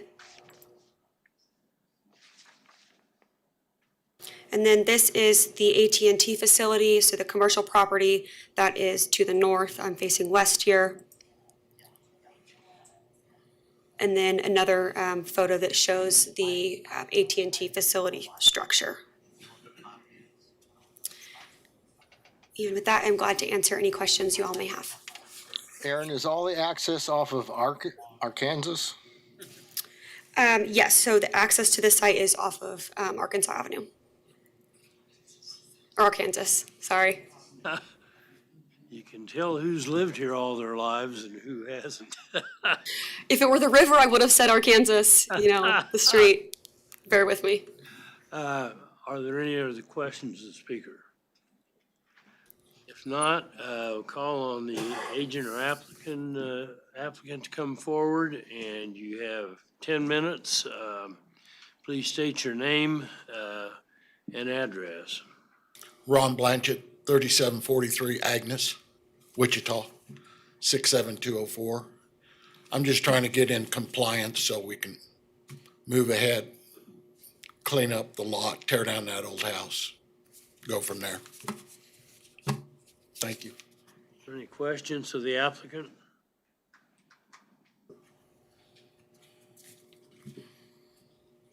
Thank you, sir. Is there anybody from the public that wants to speak on that that's present here? Yes. Please state your name and address, and you have 3 minutes.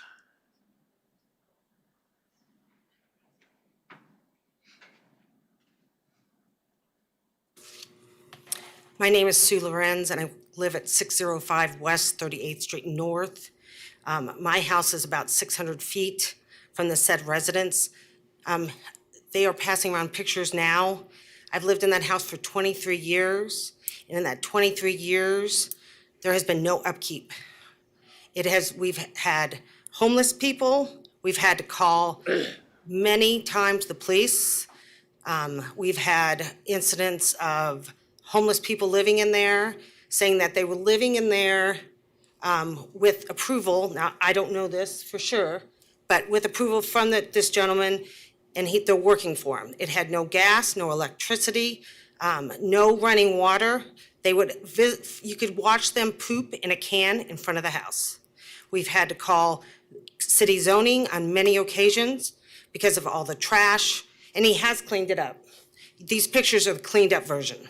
It was much worse.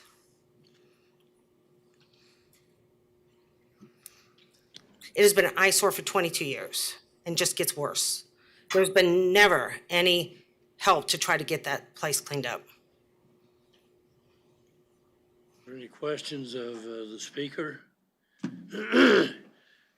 If not, thank you for your comments. Oh, I did want to comment. We did get signatures from all houses around that. Every person signed the petition saying no. The house behind, the house on each side, and the 2 houses in front. Thank you. Are there any other people in the audience that want to speak on this matter? Please keep your comments to items that haven't been already brought up. Please state your name and address.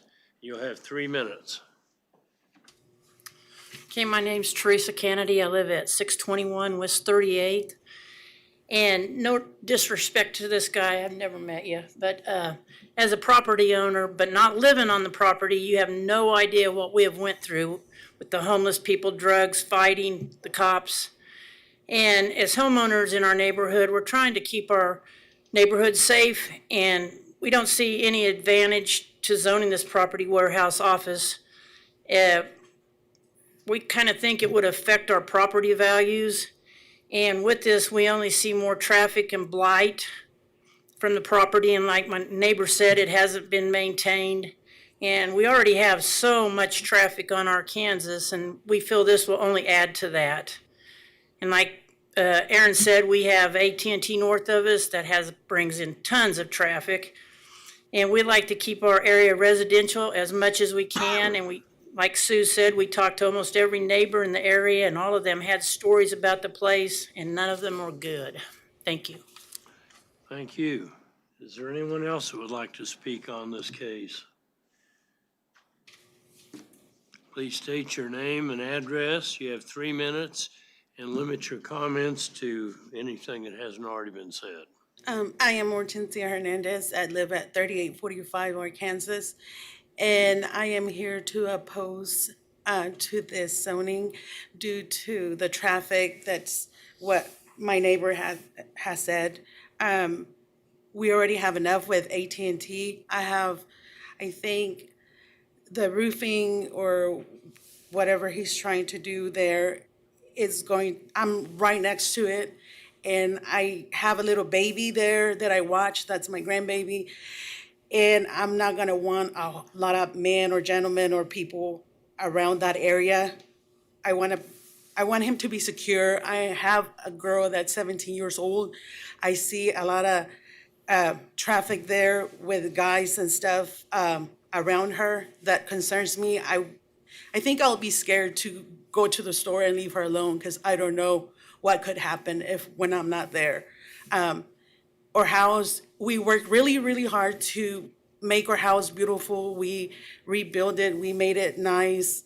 For us, it's beautiful. And for the value to go down, I think it will be like a bummer for us, to devalue our property we work so hard for.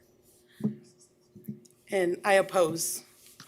If anybody has questions. Is there any, yes, Hugh. Could you take that pointer and point to where your house is? My house is this one. Oh, this one right here. So. Is there anyone else from the public that would like to speak on this time? And yeah, I mean, neighbors, the Hispanic neighbors that we are next to, they have said, yes, we don't want any more traffic through here. Please speak on our behalf. We can't speak English, but please go and speak for us. So, thank you. Thank you. Is there anybody virtually that is listening that would like to speak on this case? If not, I'll bring it back to the applicant for 2 minutes for rebuttal. I've only owned the property for 10 years, and I had a family living in there for the first 8 years, and there was never a problem. And then they left, so my foreman had some people move in that were working for him, and it got out of hand, so we just had all them removed. So we're trying to clean it up and take down that one building. So we're just trying to become compliant, so. Which building are you gonna take down? The house. I just built the shop 10 years ago, 12 years ago, the garage. And then we bought the property from a nursery that had been there for 30, 40 years, and it was a mess when we bought it, and we cleaned it all up before, so. So no one would be living on the site, you would just be using it for a roofing It'll be, warehouse? yes, just roofing. It's just, and none of my employees meet there, except if they need something. So I just store stuff in this garage. Okay. And Mr. Williams Bay? I had another question. Oh, I'm sorry. You're okay with the landscape and the screening Oh, requirements that sure, they're asking? whatever we want to do. Okay. It's got a fence all the way around it now, except for the front. And we put that fence up. If I'm understanding, the house itself is the issue with the neighborhood. Yes. Correct? I If the house is believe so. gone, is it still an issue? Well, I've got it all boarded up so nobody can live in there. I guess there was people living in there that I didn't know about. Okay, but you're gonna demo that, right? Yes. Ma'am, I'm sorry, your time to speak is up, and he has got a rebuttal, and then we're gonna discuss it among ourselves. I'm sorry to cut you off. Okay, are there any more questions of the applicant? If not, we'll bring it back to the commission. Thank I you. like a quick, so what's your schedule for demoing this house? Probably next 2 or 3 months. It's a cinder block house and it's got metal windows and everything. So the quicker we can get it done, I've already had people start bidding on it. So, I drive by there at least once a week and it's an eyesore for sure. Oh, yeah. They're, Oh, they're yeah. absolutely right. well, I had to put the plywood up because people were breaking in there, sleeping in there. So I put lights on the garage front and back to try to ward people off. So. Any other questions? If not, we'll bring it back to the commission for action. Any discussion? Entertain a motion? Yes, Bill. Yes, since the house is going to be removed, I'd approve this for staff comments. Second? Been a motion and a second. All those in favor say aye. Aye. Opposed, the same sign. Motion carries unanimously. Next case is 00071. That's the one we just did, isn't it?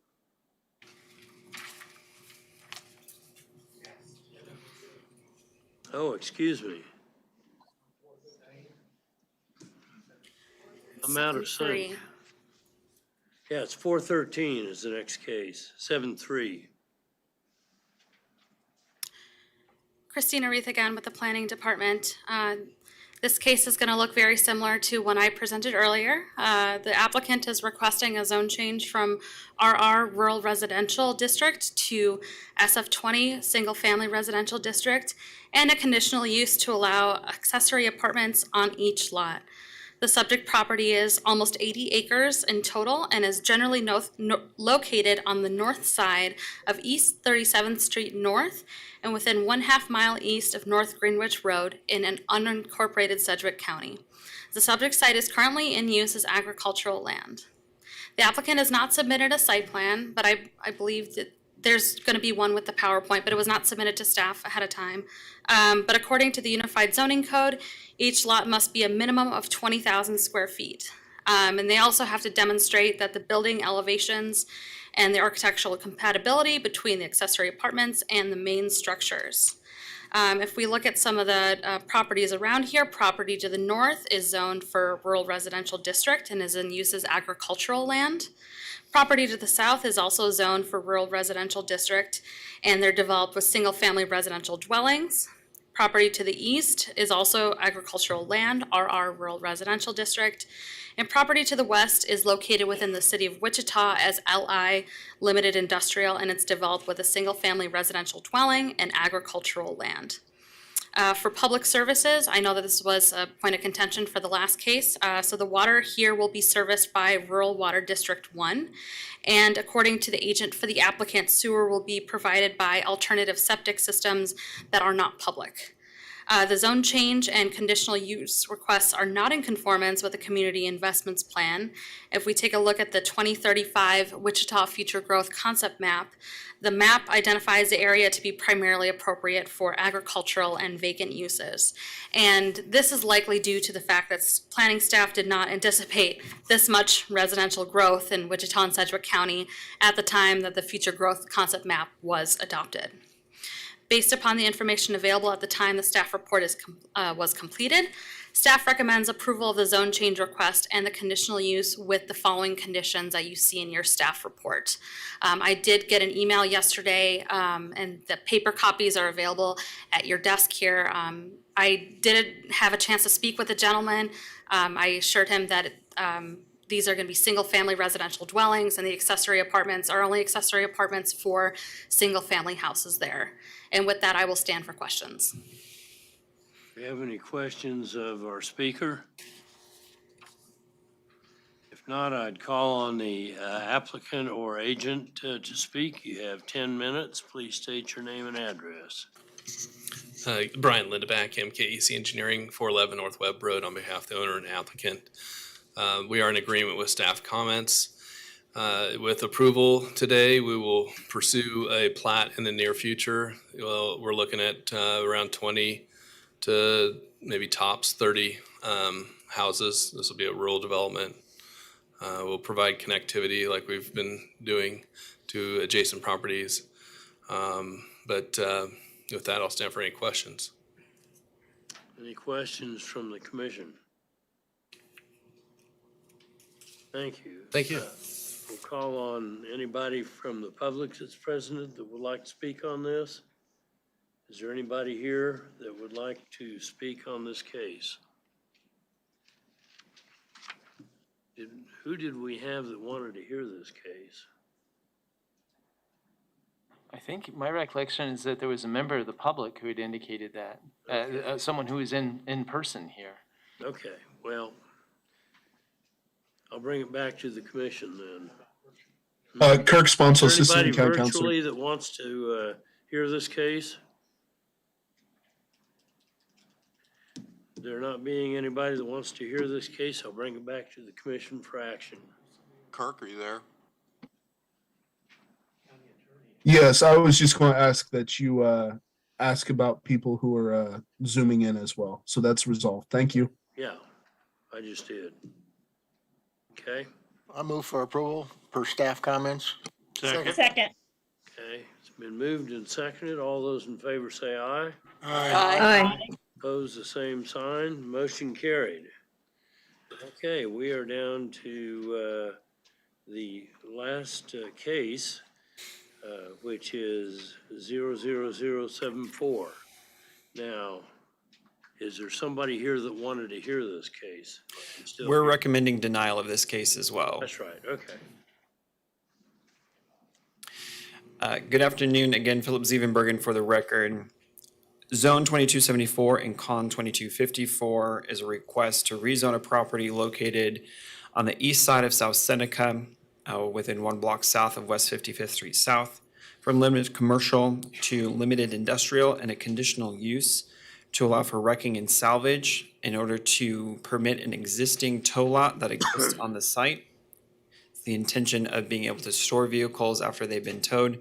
The reason they need the wrecking and salvage is that these vehicles potentially could not be operable, and so vehicle storage yard would not be an appropriate use classification for the property. As I mentioned before, this site is currently in operation, and it looks like it is developed in relation to the site plan that is in the report. If we can get there, it's just a little slow. So the aerial is not accurate. It's been updated since then. Let me get to some site pictures here. So there's your site plan showing fencing and parking. So we're on Seneca looking east. And this is a private drive. This is the existing building that shows on the aerial, and they've got a screening fence around it with an entrance off of the private drive and vehicles currently being stored on site. I believe one of the vehicles, you can see the top of here, is a RV. So they're looking to come into compliance. They were issued a notice of violation from zoning enforcement, and so they are coming to potentially come into compliance. The Unified Zoning Code requires adherence to supplementary use regulations for wrecking and salvage found in section D6E of the Unified Zoning Code, and those three items are not abutting an arterial street, expressway, or freeway. In the opinion of the Planning Commission, it will not adversely affect the character of the neighborhood and is enclosed by a fence or wall not less than 8 feet in height and having cracks and openings not in excess of 5% of the area of such a fence. In effect, they are requesting a waiver of item number 1 because South Seneca is an arterial street and they are abutting directly onto it. In order to waive this, it would require a recommendation from the Planning Commission and approved by the governing body. As I mentioned before, the site seems to be developed in compliance with the site plan they submitted, which does show the fencing around and where the parking is located. What is not in compliance with this is the area for circulation drives, parking for customer, as well as the parking area for the vehicles needs to be surfaced with asphalt or asphalt concrete or things of like a substance of that nature. Because South Seneca is an arterial street, it requires a landscape street yard, which if the fence is on the property line, they would have to move the fence along South Seneca back inward and provide landscaping along South Seneca.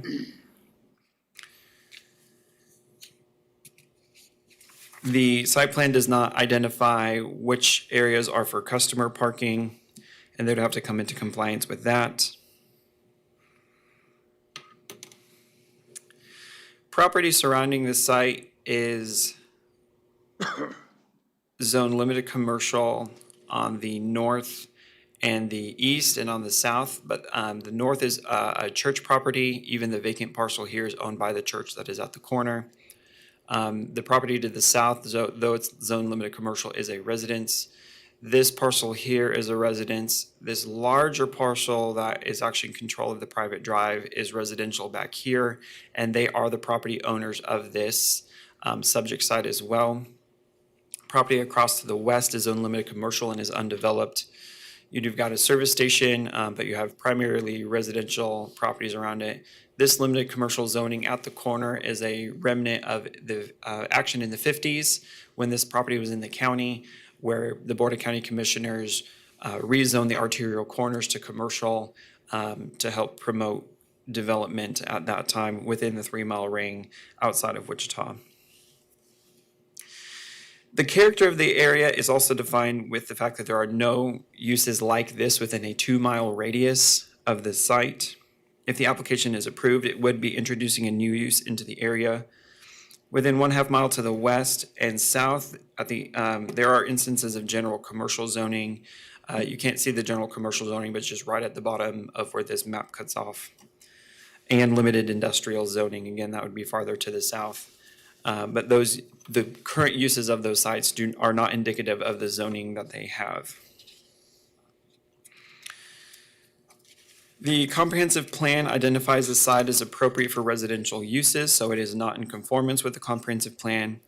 This area is within the South Wichita area, Hayesville area plan, which it also is not in conformance with, which also recognizes this area for residential land, residential low density specifically, and I can get to that area as well here. So the very corner property where the church is located is identified as appropriate for commercial, but farther south you get to residential uses within this land use map. It also supports removing auto-related commercial uses within this area to improve commercial growth and development opportunities. So this does not conform to that plan. Overall, staff is recommending denial of the zone change and conditional use. For the findings in your staff report, again, it would be introducing a new use within the area. There's nothing of this nature within a 2-mile ring.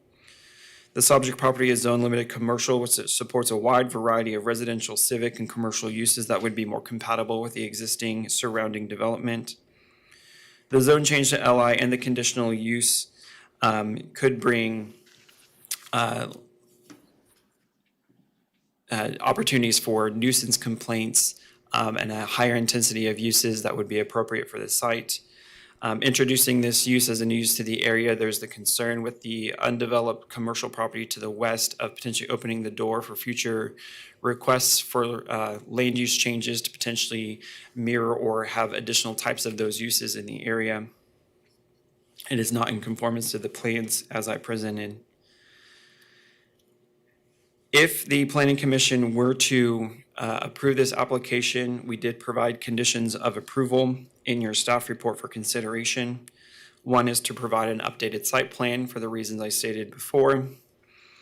It would have to be in compliance with the supplemental use regulations, but would also require that waiver of the item number 1 since it's on an arterial street. The height of the wrecked vehicles or salvage, including parts or accessories, shall not exceed the height of the screening fence visible from ground level view of any public right-of-way or adjoining properties. One in particular is dedicating an access easement along the private drive. They do have access, based on the plat, they do have access to Seneca from their parcel. This piece of land is a separate parcel from the larger parent parcel that has the access drive, which says it can be sold independently in the future. So in order to protect access to this drive, if it is to the site, if it is approved, we would require an access easement to be dedicated for access to that site, or to have, in a sense, you could then also, I guess, put a drive onto Seneca, but the way they have it designed right now, they would need the access easement. There's provisions there regarding weed control and rodent control. Off-street parking spaces would need to be provided. Access to the subject property would be on an ongoing basis for inspections for soil and groundwater contamination from environmental services, and several other standard conditions regarding the type of use for wrecking and salvage yards that we have used in the city on previous cases in the past. Staff has heard public comment on this case. We have individuals here who should get a Medal of Honor for bearing with us all afternoon and into the evening. So I will be brief in my review of these pictures, and we will let them speak about this case. I believe our agent is online for when it is their time to speak. So again, this is the subject property. This is the looking south at the subject property. This is from the church parking lot. This is the vacant property that the church owns. You have the access drive, and then you have their property line. This is looking west at the church property, so this is the subject property over here. This is looking west at the property to the south.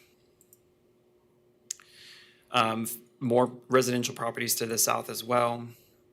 This is looking directly across the street at the vacant commercial property. This is looking south from the church parking lot. This is the house that is behind it right here. So that's kind of in relation to where that house is, and we will leave it at that. I will stand for any questions. Any questions from the commission?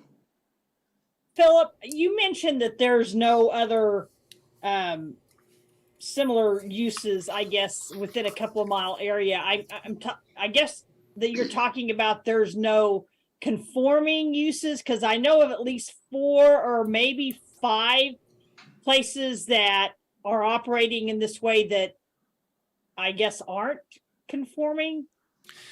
I could stand to be corrected for my review, just kind of on an aerial basis of, I'm not exactly familiar with the areas I know we have these types of uses on South Broadway, which is a couple miles away. Right. So again, I could stand to be corrected, but definitely in the immediate vicinity, It definitely is a different type of corridor than this type of corridor at kind of this general area of the city over a couple miles to South Broadway. Yeah, I think those are popular areas to have non-conforming uses of this type. So just curious. Thank you. Any other comments for Philip? If not, I understand the Okay. agent or applicant is, Looks like we actually have him here in person. I apologize. Yep. please state your name and address, and you will have 10 minutes to make your presentation. My name is Alec Wisely. I live at 1175 West Maywood. I own top-rated towing. I hate the fact that the only real way to get a tow yard zoned includes those words, because I understand 100% the neighborhood's issue with it and the city's issue. I don't know how much everyone in this room knows about all the tow companies here. I know that the city and tow companies have a lot of issues. I worked for one of the bigger companies for a long time, and that's why I started this company, was to be different. I'm not just a local private tow person. You know, I tow for a lot of global contracts like AAA, stuff like that. My intentions are not to even necessarily be on a rotation for accident purposes. It's more of just turnaround storage, if that, I guess, is the best way to put it. It'd be more of a car sits there, yes, it may be 30 days, but 90% of the time, if a car is there and it's been in an accident, if it's leaked anything, everything is gonna be out of it by the time I pick it up. That doesn't help my case at all. I understand that, but I mean, unfortunately, it's hard to find any lot in Wichita for a tow yard, because it's just those two words are the first thing everyone hears and sees, and I understand it. I get it. But you know, I'm willing to do whatever I can to do what I have to do for the property, if it's possible to even get it as storage. Another thing I want to add is there would be a lot of money in security in that general area, which is that area's biggest problem, is catalytic converter thefts in general. We're a 24/7 company. You know, I know that's not much to offer to anybody for that area, but it's all I can do. So if there's any questions, Mr. Johnson, you have a question? Have you read the staff report in the event that we would approve it, the stipulations that they required? Yes. Would you be in agreement with those? Yes. Thank you. Are there any other questions from the commission? Thank you for your comments. Thank you. Do we have anybody from the public here that would like to speak on this? Okay. Well, please go to the podium and state your name and address, and you have 3 minutes.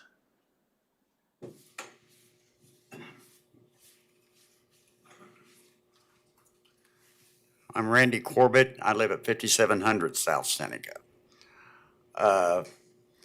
We had no knowledge of this thing. I don't know if they have to pass around something to let you know that that's what they're gonna do, but this thing just kind of grew out of the ground.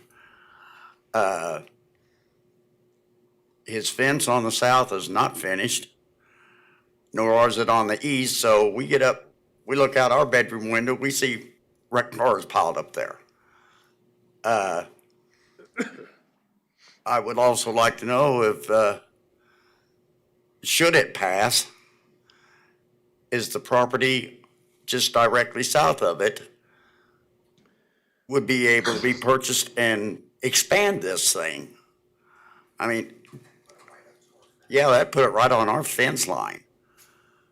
Those are our main concerns. I mean, if what's already there, we gotta live with. I would like to ask that somebody enforcing to go ahead and finish the fence up. But I don't want it coming any further south than abutting my property. Thank you. Thank you, sir. Is there anybody else from the public that's present that would like to speak? Yes. Please state your name and address, and you have 3 minutes. My name is Kevin Hennon. I live at 5634 South Seneca. I own the property to the east of it, the back lot, in between the two properties. So my issue is, you do say it's a 24/7 operation. Well, now I have tow trucks and people in my front yard 24/7. You know, you notice, you acknowledge there's a theft issue, okay? The more people you have come in there trying to steal catalytic converters, they just come all the way down the driveway to now they're on my property. I have a Sir, huge please problem with address the commission. Not a problem. That's a big issue to me. You know, I have a family that lives there. I have property. I have vehicles I want to take care of. It's a problem. And that's pretty much all I have to say.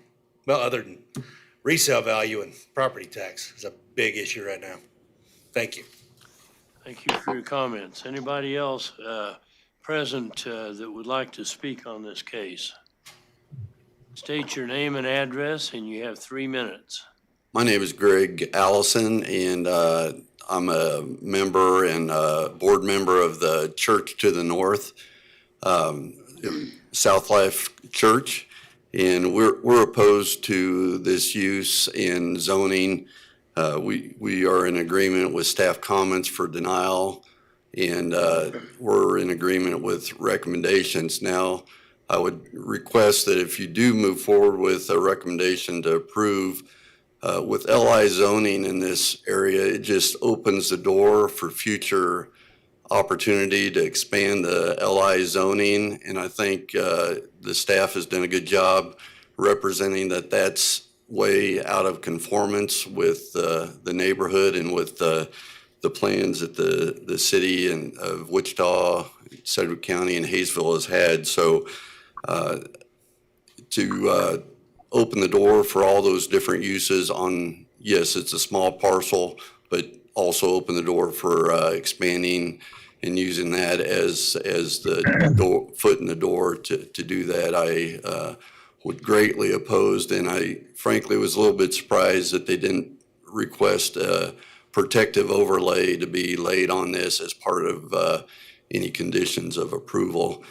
And I think the other thing is, I know we have LC zoning, we're all LC, and with neighboring LC zoning, you're not necessarily required to screen that with landscaping. I would say that most of the owners around there are residential in nature, and adding screening to this would probably be another thing that you should consider as far as requirements beyond just the fence.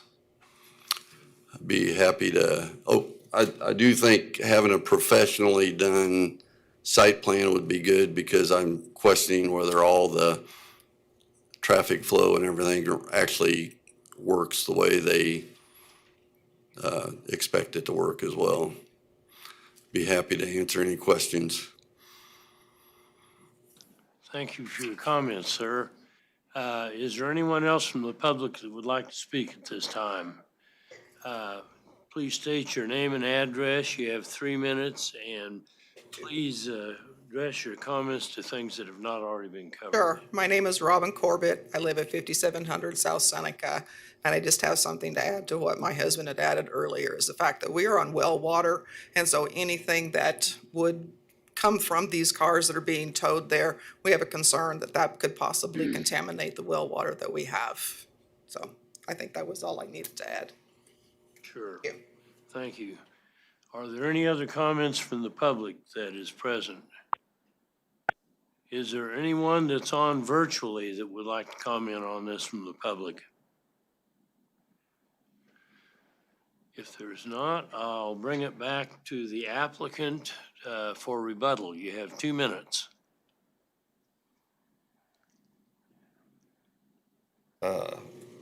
For the previous issue stated, I'd like to say the only reason the fence was not completed yet was because the city inspector had come by and told me that there was a different way that I needed to go about doing things, and that's what I did instead of putting more time and making everyone think that it was just easy for me to do this, you know, and it just gets approved, I stopped and I started doing things the right way.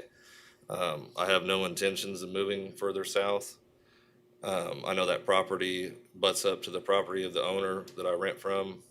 His plans with that property, I don't know, but it will not involve, or would not involve, anything with the towing. The theft, I 100% understand completely. The only thing I can say to that is, you know, I can add more security to the road. If my driveway is not on the driveway, it's off Seneca, you know, I'd be more than willing to do that. And I don't want, you know, I'm from the same area. That's the best way I can put it. You know, I tried to do a nicer fence, not just chain link or something with screens like the other tow lots. Not saying anything bad about them. But the image of it is important to me. As crazy as that sounds for me being the owner of tow trucks.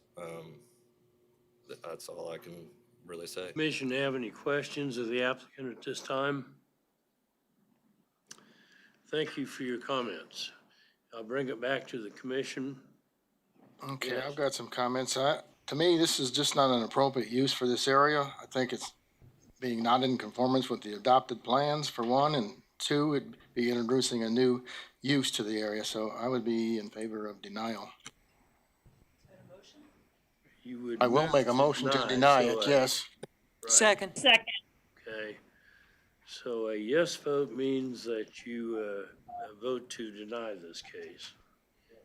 Okay, all those in favor say aye. Aye. Opposed? Motion carries unanimously. Thank you for your patience.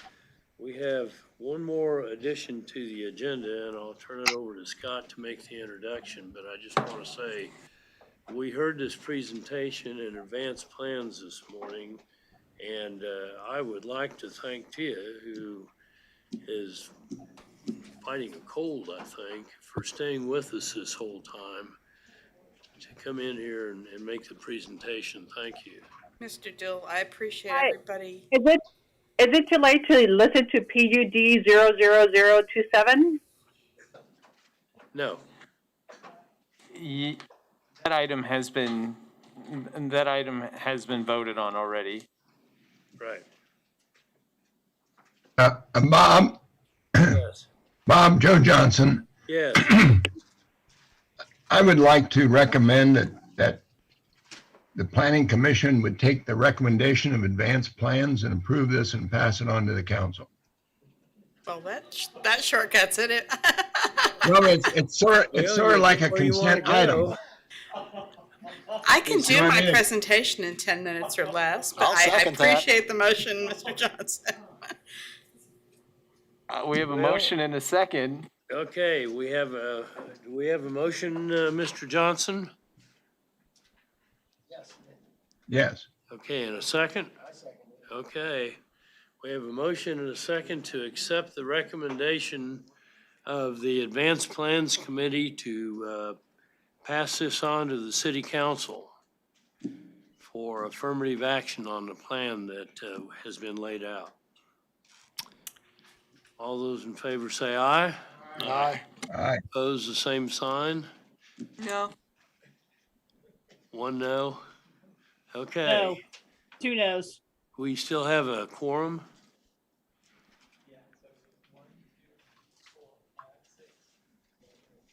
Eight. Let's have a roll call. Okay, so we have a quorum and it passes 7-1, so it's approved, Okay. correct?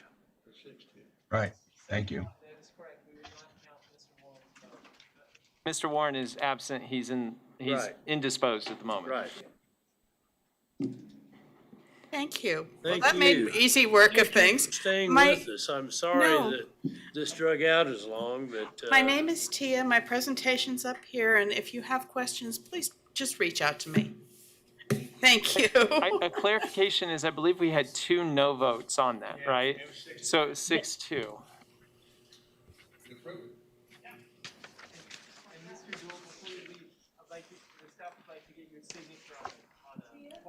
Sure.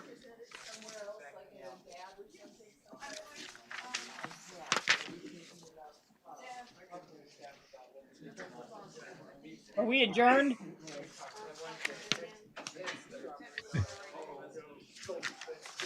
I move for adjournment. Joe, are we adjourned? I second that. Recording stopped. The recording has stopped. Okay. I guess that means we're adjourned.